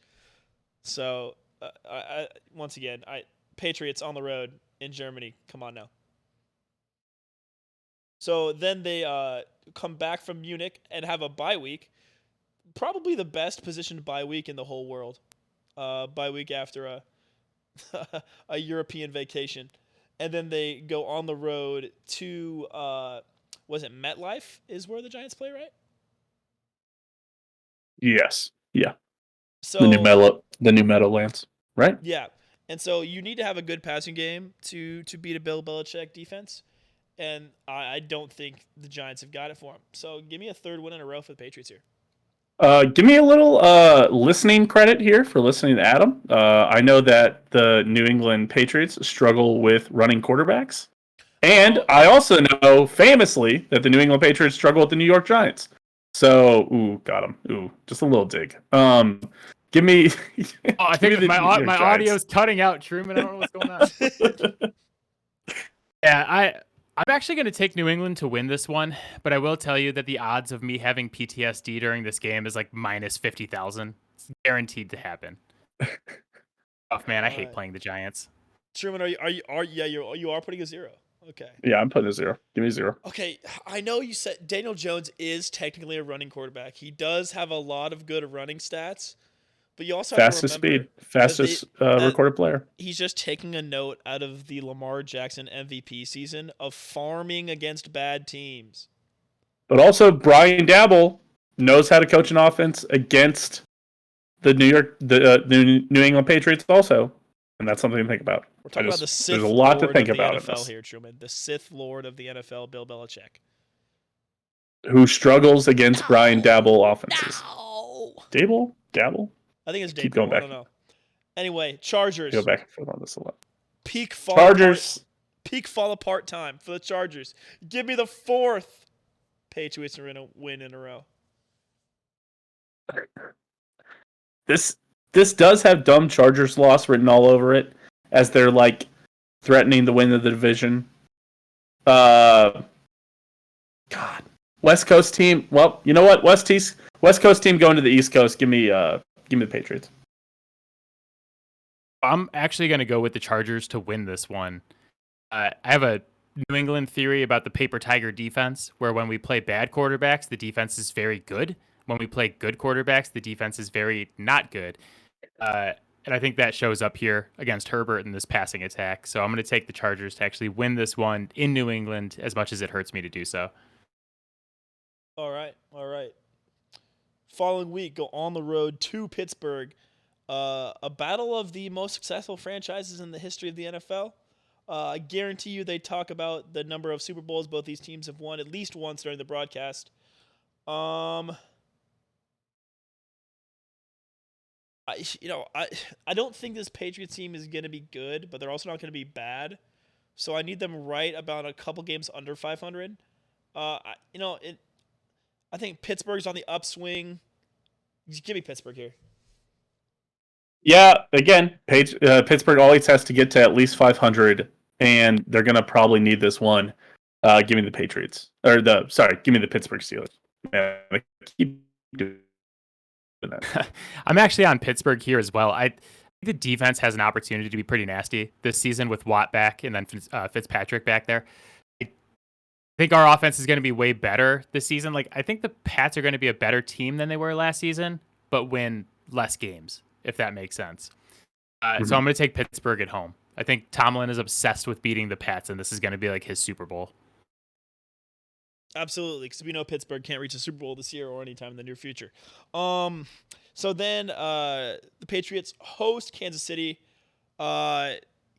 Patrick Mahomes is actually a cold weather guy, so give me Kansas City here. I like this. Give me Kansas City as well. I think Kansas City, as Kansas City fans, you'll see this weird thing we'll do when we play bad teams, and we get like frustratingly close to losing. Like, I think it was like 2 or 3 years ago, we should have lost to like Atlanta or Carolina when they just were last year- very bad. Just And it last was year, just- we should have lost to Tennessee Houston. and Houston. Yeah, took both those teams to overtime. And so I wouldn't be shocked if this is one of those where you're like, what the hell are we doing? Like, Mahomes throws 2 interceptions, or he has like that dumb fumble that he had in the AFC Championship game. Like you see one of those just dumb things where we just don't put him away the whole game. And you're like, dude, we could lose this game. And then we win, and we're like, oh, cool. And then we just move on from it. But I think it'll be oddly close, but I'm still taking the Chiefs to win. All right. Are you guys ready for the moment of the podcast? Oh, my gosh. I'm messing with you guys. I'm actually going to take KC to win here, too. I agree with you, though, Truman. Truman kind of stole what I was going to say, is that I feel like this is going to be weirdly close. This is going to be the game where it's like the Patriots are like right on the edge of the wild card. Can they get in? They got to beat a really good team to get in, and then they can't get it done.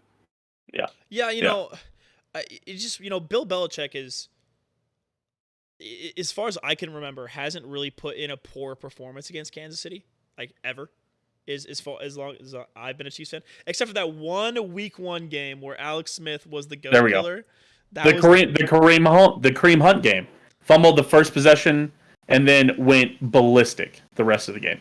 Yeah, with that being the only exception, Bill Belichick has either played Kansas City really close. Oh, hey, I want to get your thoughts. Also the Halloween game. Sorry, hold on. One more time. The Halloween game where it was the worst loss, or like top 5. I think Belichick has had one worse loss now, but at the time it was the worst loss Belichick had ever had, like widest margin. Oh, yeah. Well, it's been a little bit. But what do you think about that one controversy with a couple of years ago? I know that every once in a while I see a couple Patriots fans on Twitter bring it up.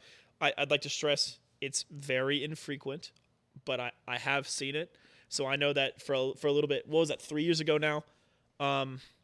What do you have any thoughts on that play? I think it was 3 years ago. I think I was in New Mexico when they challenged the drive before and lost the challenge, or they challenged in the first half and lost it.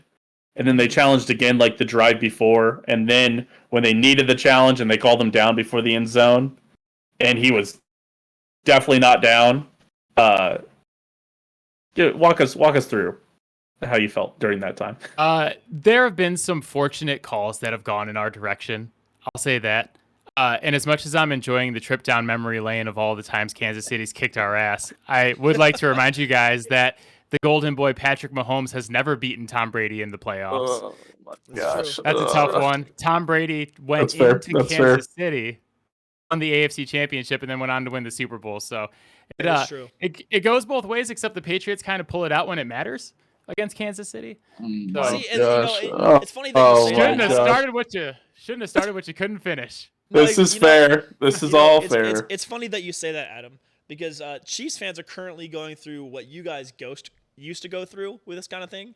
So how you felt about Kansas City around, from anywhere from 8 to 4 years ago is currently how Kansas City feels about Cincinnati. Cincinnati, I guess, has more beaten us- Buffalo, especially Buffalo, but Especially also Buffalo, now but- Cincinnati. Yeah. But it's the type of thing where they tend to beat you in the regular season, but when the playoffs come, rent's due. Yeah. And We've had quite a few of those over the years. You guys are in that space now where someone beating you, it's like their Super Bowl, even though it's like the regular season. Right. And you get all that shit talk from the fans. So then when it matters, like I said, Mahomes is going to turn it on and get it done. So you guys got your revenge against Cincy past season. So yeah, I've been there. It's a nice spot to be in. Enjoy it while you're there because it doesn't last forever. Right, That's true. absolutely. And after that game, I got to tweet one of the things that triggered me most ever after a sporting event I think I've ever seen. So you probably won't know this, Adam, but obviously KU K-State is a huge rivalry. And I believe it was either 2015 or 2016, I don't remember which one it was, but there was a player by the name of Svi Mikhailuk, and he made the game-winning shot to beat K-State by 1 in Allen Fieldhouse, which is a notoriously ref-biased arena. And he picked up his dribble at half court and took 4 steps to beat K-State. and Yeah, the rest picked it rolled up his before feet. the 3-point line, and then did a layup. So essentially took 4 steps, took a layup, made it to beat us. And I've never been this mad about what someone has said on Twitter other than this spot. And they said, they were a KU fan, and they said it was a perfect game. KU wins, and K-State fans get something to bitch about. And that is exactly how I felt about this most recent AFC Championship game. Is that perfect scenario for me? Chiefs win, and Bengals fans have something to complain about. Well, and of course, the Chiefs, after losing that New England game, tried to get the coin toss rule changed because they said, well, that's just not fair. They're like, that we should have got to see Patrick Mahomes, goddammit. And then everybody says, oh, you're just crying, you're just whining.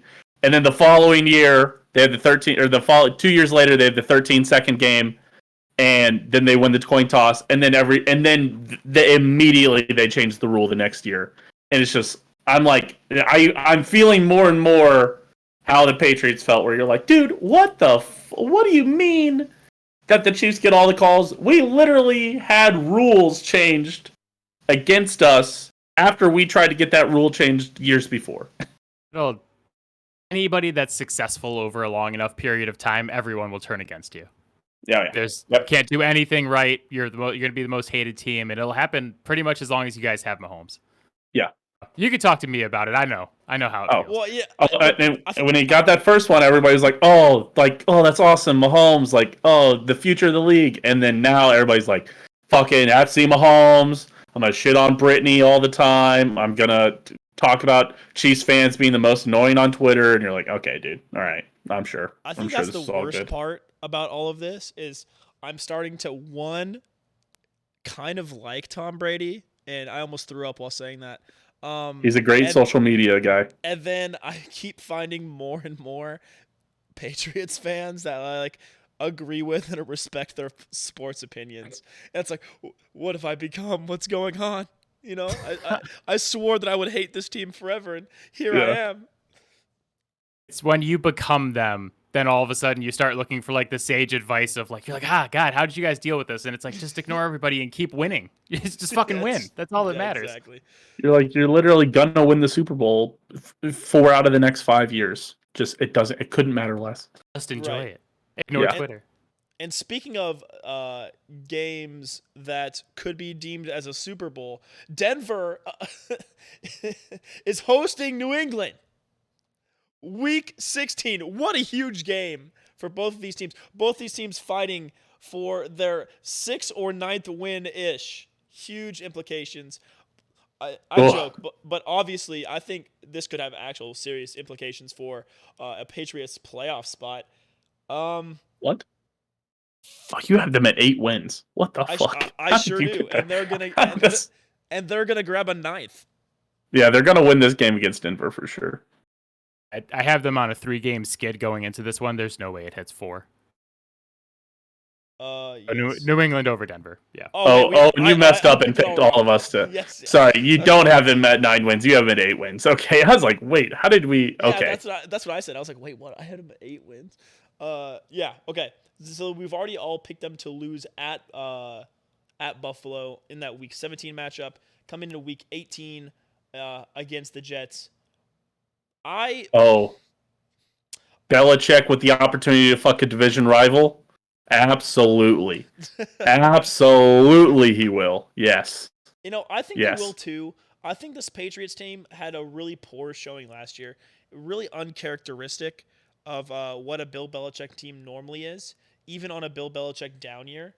I really think that 9-8 is about exactly where I want this Patriots team to end up. So I'm going to have them winning this game against the Jets. Yeah, I'm going to say they take this one at home against the Jets too. Especially because the Jets are probably looking at trying to win the division at this point. And the Patriots probably out of the playoffs here, if we're going by my logic. So just a chance to fuck them. Is Bill Belichick hates the Jets. Absolutely. He'll get them up for this one. Yeah, okay, quick question. Oh, no, what were you going to say? Drew, go ahead. I was going to say, quick question before we move on to the Jets here. Let's say the bottom falls out. Top 10 pick for the Patriots next year. I have a friend at work, loves Mac Jones.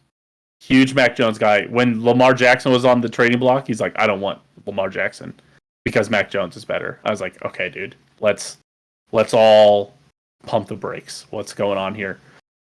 If you guys end up with a top 10 pick, do you guys go quarterback? Would you support going quarterback? I would for the right quarterback. I like Mac. I don't think that Mac is like the guy though. Yeah. I don't know what skill he has that elevates the team around him. Kind of like if everything else on the team is good, he can win. It's not like Noah Mahomes, Josh Allen, Joe Burrow type of guy who's going to make your team better. Especially in this quarterback class, you got Caleb Williams and Drake May at the top.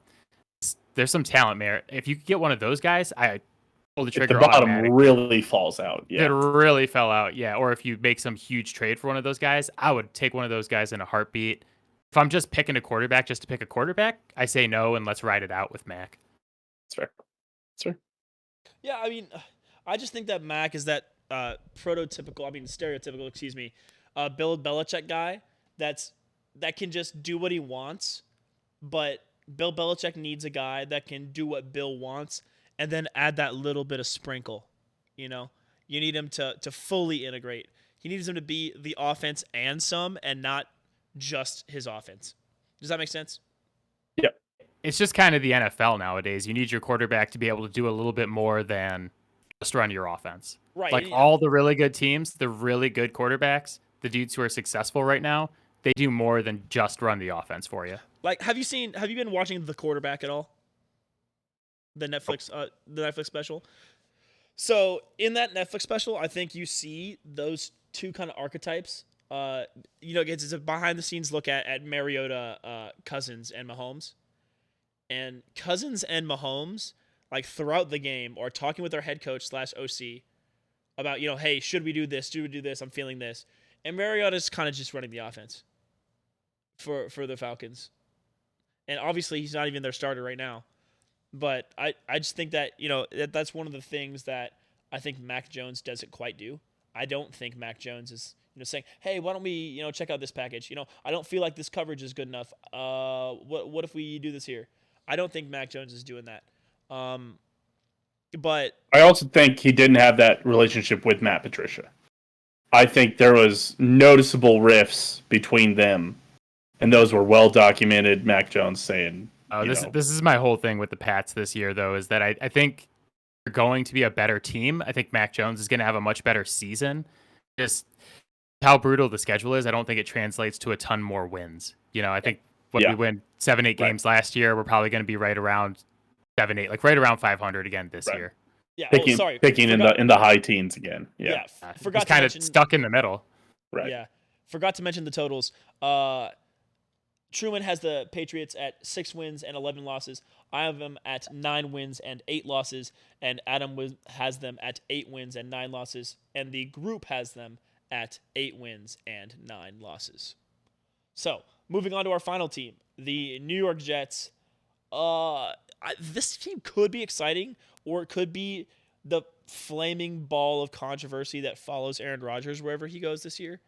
I think the Jets are actually going to be an interesting team to watch. Almost a exciting, I'm going to be following the Jets scores. I'm very interested in how this turns out, because this Jets team could easily win this division. They could also, I think, finish below the Patriots. If Aaron Rodgers continues this downward slide that he's been on.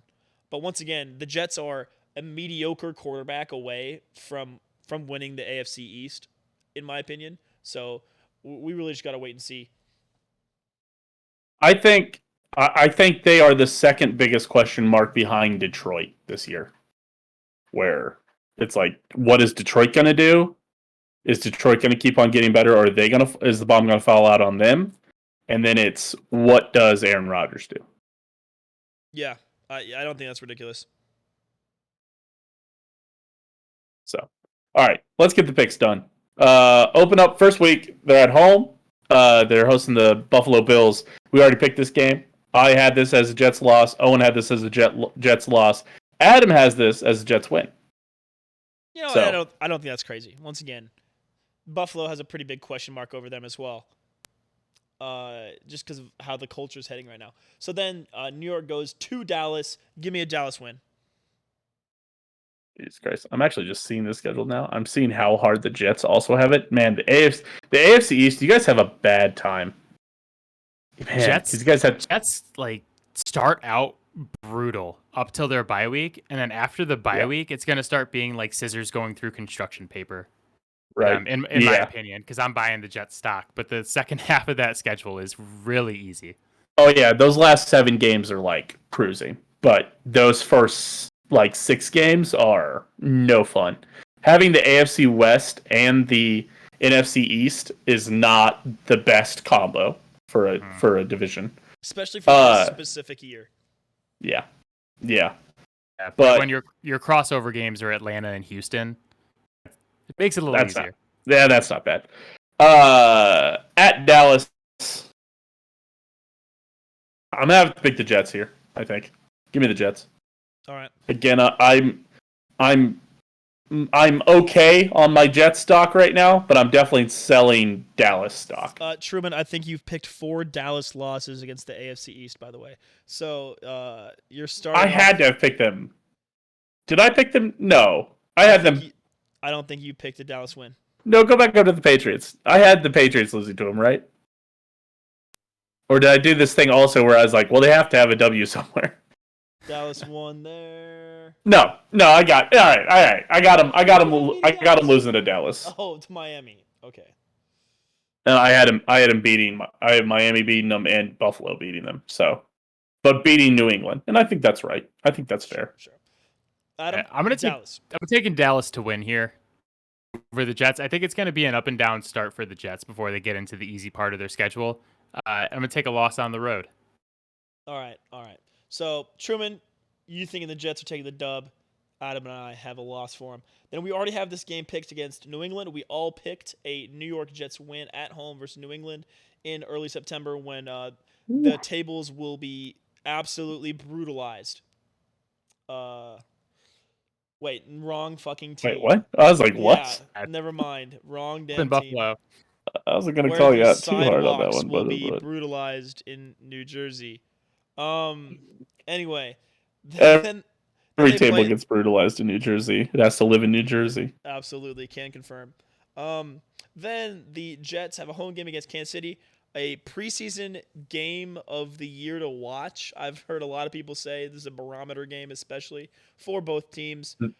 This is a Sunday Night Football game as well, for the record. Once again, I think Kansas City is getting. I don't think Kansas City can really get that much worse, if not getting better, because they had so much rookie production. Give me Kansas City. I think Kansas City takes it here. The only thing that worries me as like a Chiefs fan is that Aaron Rodgers and Patrick Mahomes still have not played each other yet. Yeah. And so I almost worry one of them is going to get hurt or get sick or something in the first 4 weeks of the season, just because it's just a curse. Like that first year that it would have happened, Mahomes dislocated his knee the game before. Yeah. And then the second year it happened, Rodgers caught COVID, and then he was outed that he, didn't actually get vaccinated. All that stuff went crazy during that time. So that's the only thing that scares me about this game. Just as a Chiefs fan, I worry about Mahomes getting hurt. But as a Chiefs fan who is optimistic about everything, I think they are going to play each other. I think the Chiefs take this dub. Yeah, I'm going to take the Chiefs here too. Like I said, I'm buying Jets stock this season, but I think it's going to take them a little while to get off the ground. I think bumpy start here for them, and then they start cruising. Yeah. Well, if you want to get off the ground, you can start by being a mile high up in Denver. Give me a win on the road at Denver Week 5. Give me a W as well. Yeah, what a transition. Hard agree. It's over Denver. Thank you. Yeah, I don't. Once again, I don't see how Denver takes a significant improvement. Like you said, I don't think they can get worse. But didn't they also get 7 wins last season? Doesn't sound exactly right. They were a top 5. They had a top 5 draft pick that they traded to the. Were they a 5 win? It was either 5 or 7 wins. I think it's much more likely that it was 5, and it might have even. I think it was 5. Could have been 6. You might have ended up right in the middle. Oddly enough. That'd be crazy. Let me know. Yeah, we'll figure That's it out. one thing that I wish apps did better is looking up teams' previous seasons. Google and ESPN absolutely hate showing you old records for some reason. 5 wins. 5 wins for the It Broncos. was 5. Yes. Oh, that's right. Okay, yeah, because I think they're gonna end up probably around 7 this year. Because Seattle got a top 5 draft pick out of it. Yeah, but not this one. Then they go host Philadelphia. God. So if you want to beat a good quarterback, you pound the ground with a running game, and that's what Philly's gonna do to this New York Jets team, who has a really good secondary. So give me Philly here. Well, they just beefed up that D line, which worries me. Damn it, dude. I hate this. I wish this was in Philly so I could pick the Eagles easier. I think I'm gonna pick the Jets here. No. I'm gonna pick the Eagles. Sorry. Final answer. I'm going the Eagles. I'm not sure the Eagles are gonna win 15 games, which worries me that I've picked them to, I think, sweep the AFC East. But I can't. I don't think they're gonna. I don't think they lose this game. I think this is a game that, in a betting sense, I wouldn't bet a single dollar on any portion of this game, because No. I feel like both these defenses are good. Both these quarterbacks have shown they can be good, but also both of these teams have shown that they can lay eggs. It's gonna be funny. We're gonna get to this game, and we're gonna be like, "How did we ever like?" So many things will be clear by week 6 that we're like, "How did we ever even think this was gonna be anything other than whatever the outcome is?" And we'll be like, Yeah. "Oh yeah, this will be easy." Yeah, I feel like this is the game you look at and it's a home dog. Like the Jets are like plus 130 or something like that. And you're like, oh, God, I'm really tempted to take that. And it's a waste of money because Philly takes it. So I'm going Philly to beat the Jets. Okay. I think, once again, though, I think that the KC game and the Philadelphia game are two absolutely huge circles for the whole league to figure out the hell is going to happen in the AFC East this year. So after that tough game, they enter the bye week, and then they take on the Giants in MetLife. Yeah. Oh, at the bye week, I've got him at 3-3. You've got him at 2-4, and Adam has him at 3-3. And so, again, like we said, that is a tough stretch to start the season. But it's about to get a lot easier for Jets fans. For my picks, once again, I just think New York falls into the I need to pick some Dallas wins section, because I think Dallas has got to end up at 10 or 11. But yeah, so going to New York, short trip, obviously, double home game. Give me the Giants. Something tells me. Wait, no. Just kidding. I can't have them at that many losses. Give me the Jets. Don't worry, buddy. The thing about it being a Giants home game is it's also a Jets home game. That's a little fun fact. Give me the Jets over the Giants here. The double home game. Yeah, I'm taking the Jets as well. The best thing for me on this podcast is that I only have to pick the AFC East, so I don't give a shit about how many Dallas wins I have. Oh, absolutely. That is the absolute advantage of being in the group. And that's something that Truman and I found, as we ran into that more and more. Because we picked the AFC West last because, it's the closest to the season. And then, we look at our schedules and we have like 8 or 9 games already picked on this schedule. And we're like, holy shit. And we're looking at all these wins and losses and we're like, we have to choose some. Chiefs aren't going to win 17 games. We got to put some losses in there somewhere. Yeah, that's totally how although I think I picked them at like 14-3 last year, and fucking where are they at? You picked them at like 15-2 or 16-1. I did not have them at 16. I think I had them at 15-2, maybe. Still in that range, like the 13 plus win range, it's probably fair. You're going to be there. So yeah, right. Yeah, I'm gonna pick them to win at least 15 this year because the schedule's easier. If we play the Cardinals, I'm picking the Cardinals to win because the Chiefs have gotten away from narrowly winning against the worst team in the league 3 times in a row. Certainly, we're gonna get the KC against Green Bay effect against KC this time, eventually. That's fair. So home game against the Chargers. Give me the Jets again. Interesting. This schedule's about to get a lot easier. But I'm always on record of not believing in the Chargers. So yeah, give me the Jets. Keenan Allen and Michael Williams will both be hurt by this point. Brandon Staley will be going for it on fourth down every single drive. Yeah, I'm taking the Jets as well. I think, like we said, West Coast team coming east play a game is pretty tough. Yeah. Yeah. I think we're getting very close to it all blowing up in the Chargers' face. I think Brandon Staley's been walking a fine line. I think he is either sink or swim this year. I think he will either go crazy, or this is the year it all finally blows up for real and they win 6 games.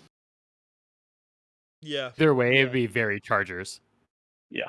Well, yeah, the Chargers are hospital FC with literally all of their team. So, the Chargers always have been this way. If they can stay healthy, you'll get a 2010 season where they have the best offense and the best defense. But they'll still find a way to lose.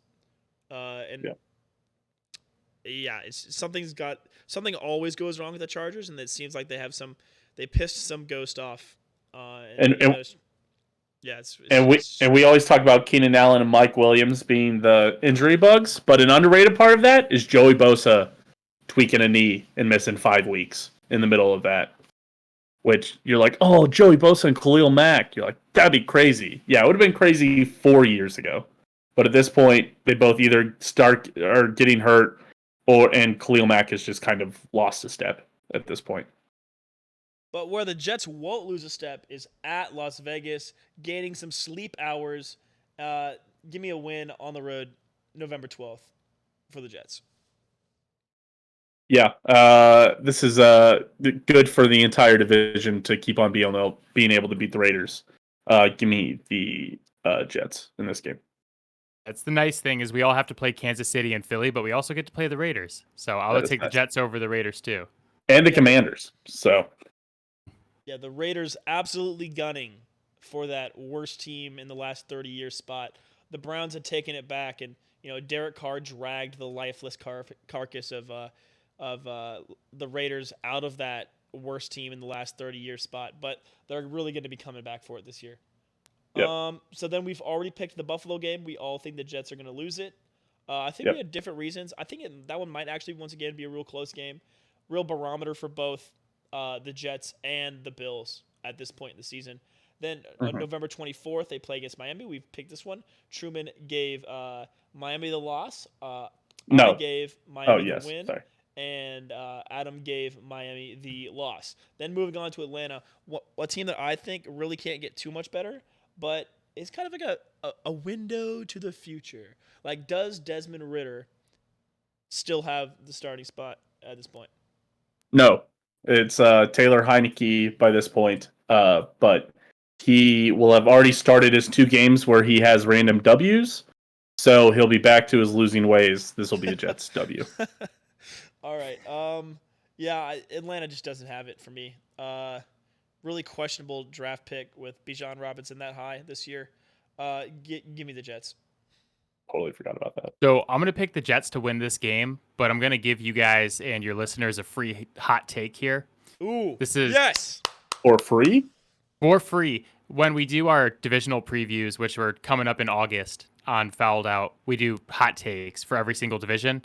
My hot take for the NFC South is that the Falcons are going to win it, which is not saying a lot because I don't think it's going to be good, but the Falcons could probably win like 7 games and still win that division, but I think the Falcons take it. I was about to say it's going to be a 7-win division champion, whatever it is, whoever gets out of the NFC South. Free take number 2, you should take Bijan Robinson in the first round of your fantasy leagues. If you have like a 6 or later pick, he's going to be a monster this year. It's a bad pick NFL draft-wise, pick fantasy-wise, because he's going to tear it up. And they have to feed him. If you draft a running back in the top 10, you have to feed him. Mm-hmm. Yeah, that's an absolutely delicious take, Adam. Thank you for giving that to us for free. I love that. Then they go to Houston. Their brand new quarterback situation. Truman, is it going to work out here for Houston? Are they going to get the dub? No. They're probably a year or 2 away. They're doing things the right way for once. They kind of did a little draft day for a shout out all the people who love the movie Oh, Draft Day, God. where they ended up getting the second and the third pick somehow. That was crazy. We were at the draft. It was in Kansas City. Me and Owen were both there live on the lawn of Union Station to see the Chiefs draft a K-State player. We went ballistic. Yeah, it was but hype. It was so hype. but more importantly, those first like 5 or 6 picks were just crazy. That was hype as where hell. you're like, Texans have traded up. You're like, holy shit. And then they picked Will Anderson. You're like, holy shit. And then right after that was the Indianapolis pick. And you're like, well, it's Will Levis. But you're like, but they should go Anthony Richardson. And then it was Anthony Richardson. And we're all like, holy shit. I mean, that was just back to back to back to back. It was just crazy. But Houston putting together, no. But I think they're going to be better this year. I think a weird hot take here. I'll give you a weird hot take. You did NFC South. I'll give the AFC South hot take. I don't think the Texans are going to win the division, but I think they're going to finish second in the division. Spicy. But are the Jets going to win this game? Yes, the Jets are going to win this game. CJ Stroud is an Ohio State quarterback, therefore he's going to be a giant bust like all the rest of them. Ohio State and the Big Ten don't play anybody except Michigan, who dominates them each time they play. So CJ Stroud is going to be a huge bust, terrible pick. Stop picking Ohio State quarterbacks; they're not good. And thoughts on Joe Burrow? Thoughts on Joe Burrow, Owen? You cannot count him as an Ohio State quarterback. Stop it. That's like calling. That's like calling Baker Mayfield a Texas Tech quarterback. I mean, is he not? Shut up. He no. sure seems like an air raid type of guy. Shut up. Anyway, the Jets are definitely winning this game. Yeah, so I don't like Stroud as an NFL quarterback, but I will tell you he put up a hell of a game against Georgia in the playoffs last year. I mean, Ohio State quarterbacks, that was pretty damn good. I'm also on record as hating what Houston did trading up for that second pick, but it's a whole other conversation for another day. Jets get the win here. Yeah. Speaking of that conversation, you can check out that conversation. If you check out the Fowled Out podcast, he did discuss that a lot on their post-draft day special. It was a fire episode, I have to say. So go check it out. But so moving on, December 17th. The Jets go to Miami. We've already picked this one. Truman gave the Jets a loss here. I gave him a win here, and Adam picked him to lose at Miami. It'll once be again. so hot. They're going to be baking in that Miami sun, dude. In the December Miami sun, when for no reason in Miami it's 85 degrees, because that's how Miami and Florida rolls as a whole. So that was like me baking in the Kansas sun. You can see this hard tan line. This is an insane tan line going on. Sorry, not to get off topic, but just the same thing. Truman was working in, I would say the fields. It looked like you were on a freaking truck in the fields. I was legit just riding the back of a tailgate in the middle of nowhere, in between like cornfields. And I was like, what am I doing with my life? I was like, I have an engineering degree. I have an engineering license. Like, why am I riding out the back of a tailgate right now? But yeah, Truman looked like he was. Say la vie. He looked like he was straight up a picker going to a new field. After having finished one field, going to the next one, dude, is actually kind of crazy. So moving on, the Christmas Eve game against Washington at home. Eric Bieniemy's in Washington, and that's just about all that Washington has changed for the better, in my opinion. Give me the Jets. Yeah, give me the Jets as well. I'm taking the Jets too. Yeah, nothing. I don't think there's anything really to discuss about the game. I don't think Washington is going to be that much better. Then the Jets go to Cleveland. By now, 80 more women have probably spoken out against Deshaun Watson. It's going to be bad. That I still cannot believe that trade. Just one of the worst ethical and also just NFL-wise trades that we've seen in a really long time. So give me the Jets here. Yeah, most importantly, jail. He should be in jail. Oh, absolutely. Second most importantly from a football standpoint, he was just awful. He was terrible last year. He didn't show many great flashes. He didn't look very good. Obviously he had a bit of a stunted offseason, as he deserves, but I'm not sure I'm ready to buy back in on Deshaun Watson. So yeah, I'm definitely also going with a Jets win here. I agree with the Deshaun Watson should be in jail take. Also agree with the Jets beating Cleveland. It seems like we're all in agreement here on all of those points, talking about the game and Deshaun Watson as a human being. So, to round out the year, to ruin a possible playoff spot, maybe ruin some possible seeding for him, we all picked New England to win the final game of the year. Truman's got the Jets at 11-6. I've got them at 10-7. Adam's got them at 11-6. As a group, we have them at 10-6, meaning that we have chosen as a group Miami to win by one game the NFC East. Absolutely. Bill Belichick absolutely wrecks their season at the end there. Because they split it. They split the season series with Miami, and I don't want to go through all the tiebreakers, but I think they could, if they win this game in the final week of the year, they could win the division, and they of course will lose to New England because Bill Belichick loves to ruin the season, and Miami takes the dub for the division. Yeah. So Adam has them going to tiebreakers, both New York and Miami at 11 wins for Adam. I don't know what the type. I'm kind of curious. What does he have Buffalo at? Is Buffalo also at 11? I have Buffalo at 10. Yeah, Buffalo at 10. So divisions are head to head, which I believe you have them split. I have Buffalo winning the division. And then do you have them? And then division record after that? Do you have that real quick? Could you run that math? If yeah, let's see.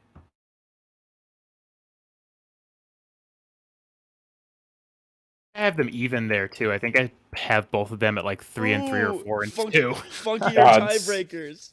Does it go to conference tiebreaker at that point? I think it's winning percentage against the conference. Yeah, and then it's common opponents, I think, after that. It's a lot of math. So what I'm going to do is just pick the Jets to win the division. There we go. Absolutely. I'm just going to hedge because I don't know how many games Tua is playing. If you give me a full season of Tua, I'll take Miami, but I'm going to assume I'm not getting that. So the ultimate hedge. In individual picks, Truman has Miami winning the AFC East. I have Buffalo still being atop of the AFC East. Adam has New York winning the AFC East. And as a group, we have tiebreakers. So between New York and Buffalo to win the AFC. Wait, hold on. No, we have 10. We picked New England at 8 wins. We picked Miami at 11. And Buffalo. Yeah, Miami and Buffalo going to tiebreakers for the group. I don't know. So I'm just going to put Miami/Buff. Okay, fair enough. But yeah, so as we said at the beginning of the show, I really think that the AFC East is going to be a very fascinating division. Once again, I don't think the Patriots had a bad draft. So once again, question marks there. I think they probably should be either third or fourth in the division. But once again, we have no idea what Tua is going to look like this year, which is a huge factor, as we've seen for Miami and how well they play. And the same thing, are the wheels falling off for Buffalo and Josh Allen and Stephon Diggs and that whole relationship. And then, once again, even bigger question mark, does Aaron Rodgers still have stuff left in the tank? Can he improve, Garrett Wilson's play? Can Sauce Gardner still be a top 3 corner in the league? Can the rest of the Jets defense still be solid like they've been? I think this division is one to watch, guys. Absolutely. Be a super fun division. And what makes it even more fun, top 5 players. Of course, we're all going to pick our top 5 players. And then we're going to get the hell out of here because I believe we all have to work tomorrow. And it is almost 11 p.m. as we're recording this on a Tuesday or a Monday. And Owen still has to upload this podcast. So that's true. But time flies, Truman, when you have good podcast hosts. Thank you very much, Adam Fowler, for joining us. Part of Fowled Out Sports. Let me make sure I have the spelling correct and check my podcast and shows that I follow. That is FOWLED out. There we go. Fouled Out. Yes, Fouled Out. You can find it like Spotify, Apple Podcasts, pretty much anywhere where you guys listen to Dahm, That's True, you can find that. So gotcha. Come check it out. We're wrapping up our NBA coverage right now with the top 30 NBA players in the league. Ooh. And we are moving on to a very fun podcast. The week of July 31st is the guessing who the top 10 quarterbacks are going to be after the NFL season, what the consensus rankings are going to be, and then divisional previews, and then into NFL season. We'll try to have you guys on at some point too, so you might see these guys pop up as well. Sweet. Let us know. Always happy That'd to join you for real. But yeah, I'm definitely gonna be tuning into that July 1st episode. I mean, that's exactly down out of my wheelhouse. July 31st. It's going to be the week of July 31st, whatever that July. Wednesday. So August 2nd. Yep. August 2nd, you guys can look for the future top 10 quarterbacks episode. That'll be hype. Alrighty. Truman, I've got 5 players. I'll start first. Okay. Adam, as always, doing these top 5 lists is always just a great example of how much me and Owen don't know individual players outside of our division, especially defense. We will have 1 to none defensive players because we play fantasy football, so we're like, oh, well, I know those guys. So I will always start this off with an apology about not picking any defensive players where you'll go, oh, you mean this guy who should be defensive player of the year maybe? And you were like, oh, I forgot he played on that team. So just as a warning. So that being said, number 5, Sauce Gardner. number 4, Aaron Rodgers. Again, I don't think Aaron Rodgers is great, but listen, he's got 3 MVPs. I think absolutely still up there. Number 3, this is going to be weird. My top 3 is going to be odd. Number 3, Stephon Diggs. Still think he's probably a top 5 to top 10 wide receiver. If that makes sense. Number 2, I'm going Josh Allen, which leaves a question as to who will number 1 be. And I actually have Tyreek Hill as the best player in the AFC East. I think we talked about this as Chiefs fans for a long time. Tyreek Hill is a top 5 wide receiver in the NFL. But the thing about Tyreek Hill is he can do a lot of the things that the rest of the top 5 wide receivers can do, and none of them can do what Tyreek Hill can do.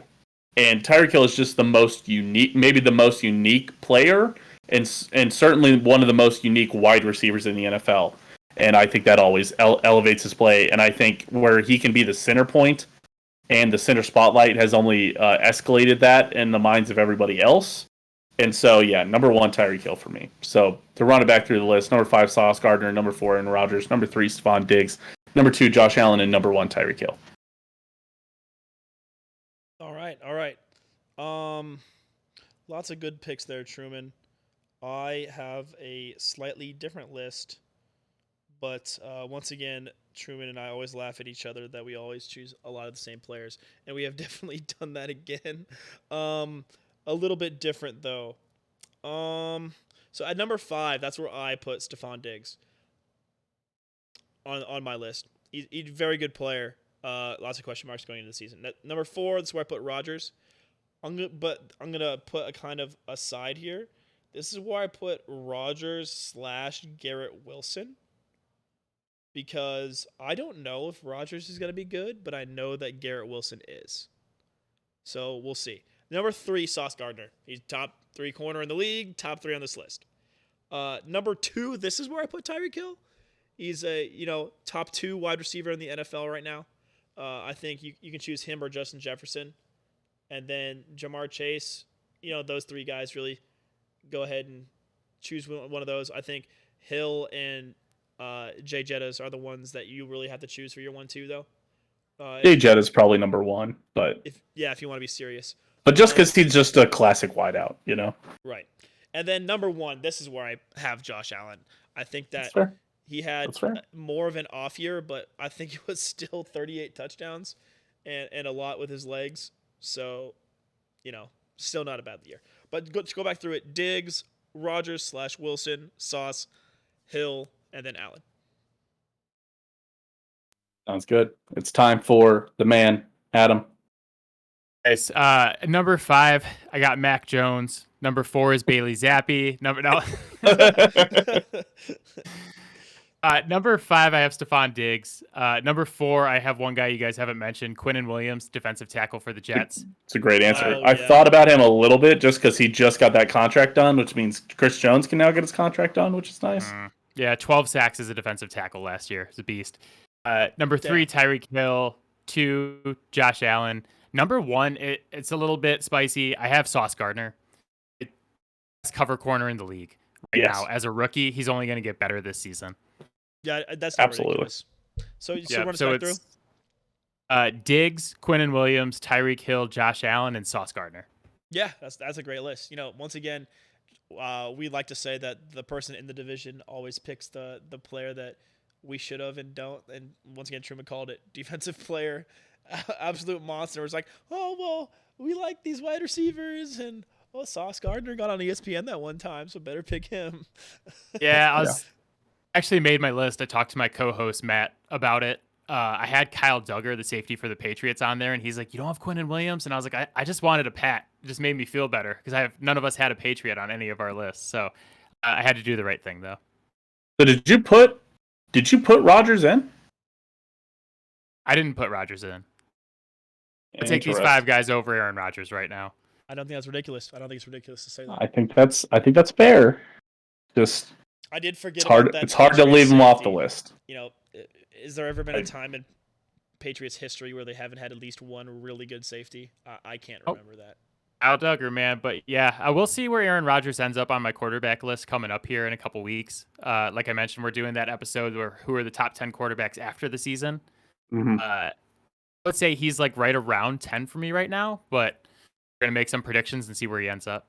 Yeah, I just think he's one of those guys that he determines how good the Jets are this year. His play directly. So yep, we'll see. So there you go. That's it. That's top 5 list. That's the AFC East preview. Again, a big shout out to Adam Fowler for coming on. Fowled Out podcast. FOWLED out podcast. Yes, just the regular out. OUT. Just be sure. Yep. Speaking of people that support us and help us to be good, our patrons, Truman. So we've got Skylar, Joe, Picaro, Aaron, Meltbox, Kansas City. By the way, you'll get a Melt Monster as a He this summer. And Dylan, thank you all for supporting us. And now I'm ready for that one.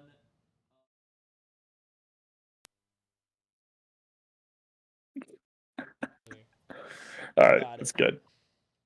But what were you going to say, Adam? You had something else? I was just going to say thank you guys for having me. It was fun. I haven't thought about the AFC East a lot yet because we're just getting into our NFL preview stuff, so it was kind of fun to start going through the exercise. So thanks for inviting me on. I had a good time. Appreciate it. I've only been waking up in cold sweats thinking about the AFC East every night this week, so it's nice. Makes sense. Yeah. Well, yeah, once again, Adam, thank you for coming on. We're going to go ahead and get out of here. Love you all. See you next episode. This has been I've been Owen, Domination 7 Dahm. That's been Truman the Steam Machine Scene. Adam Fowler joining us today. Yeah, see you guys around. Peace out, guys. See you.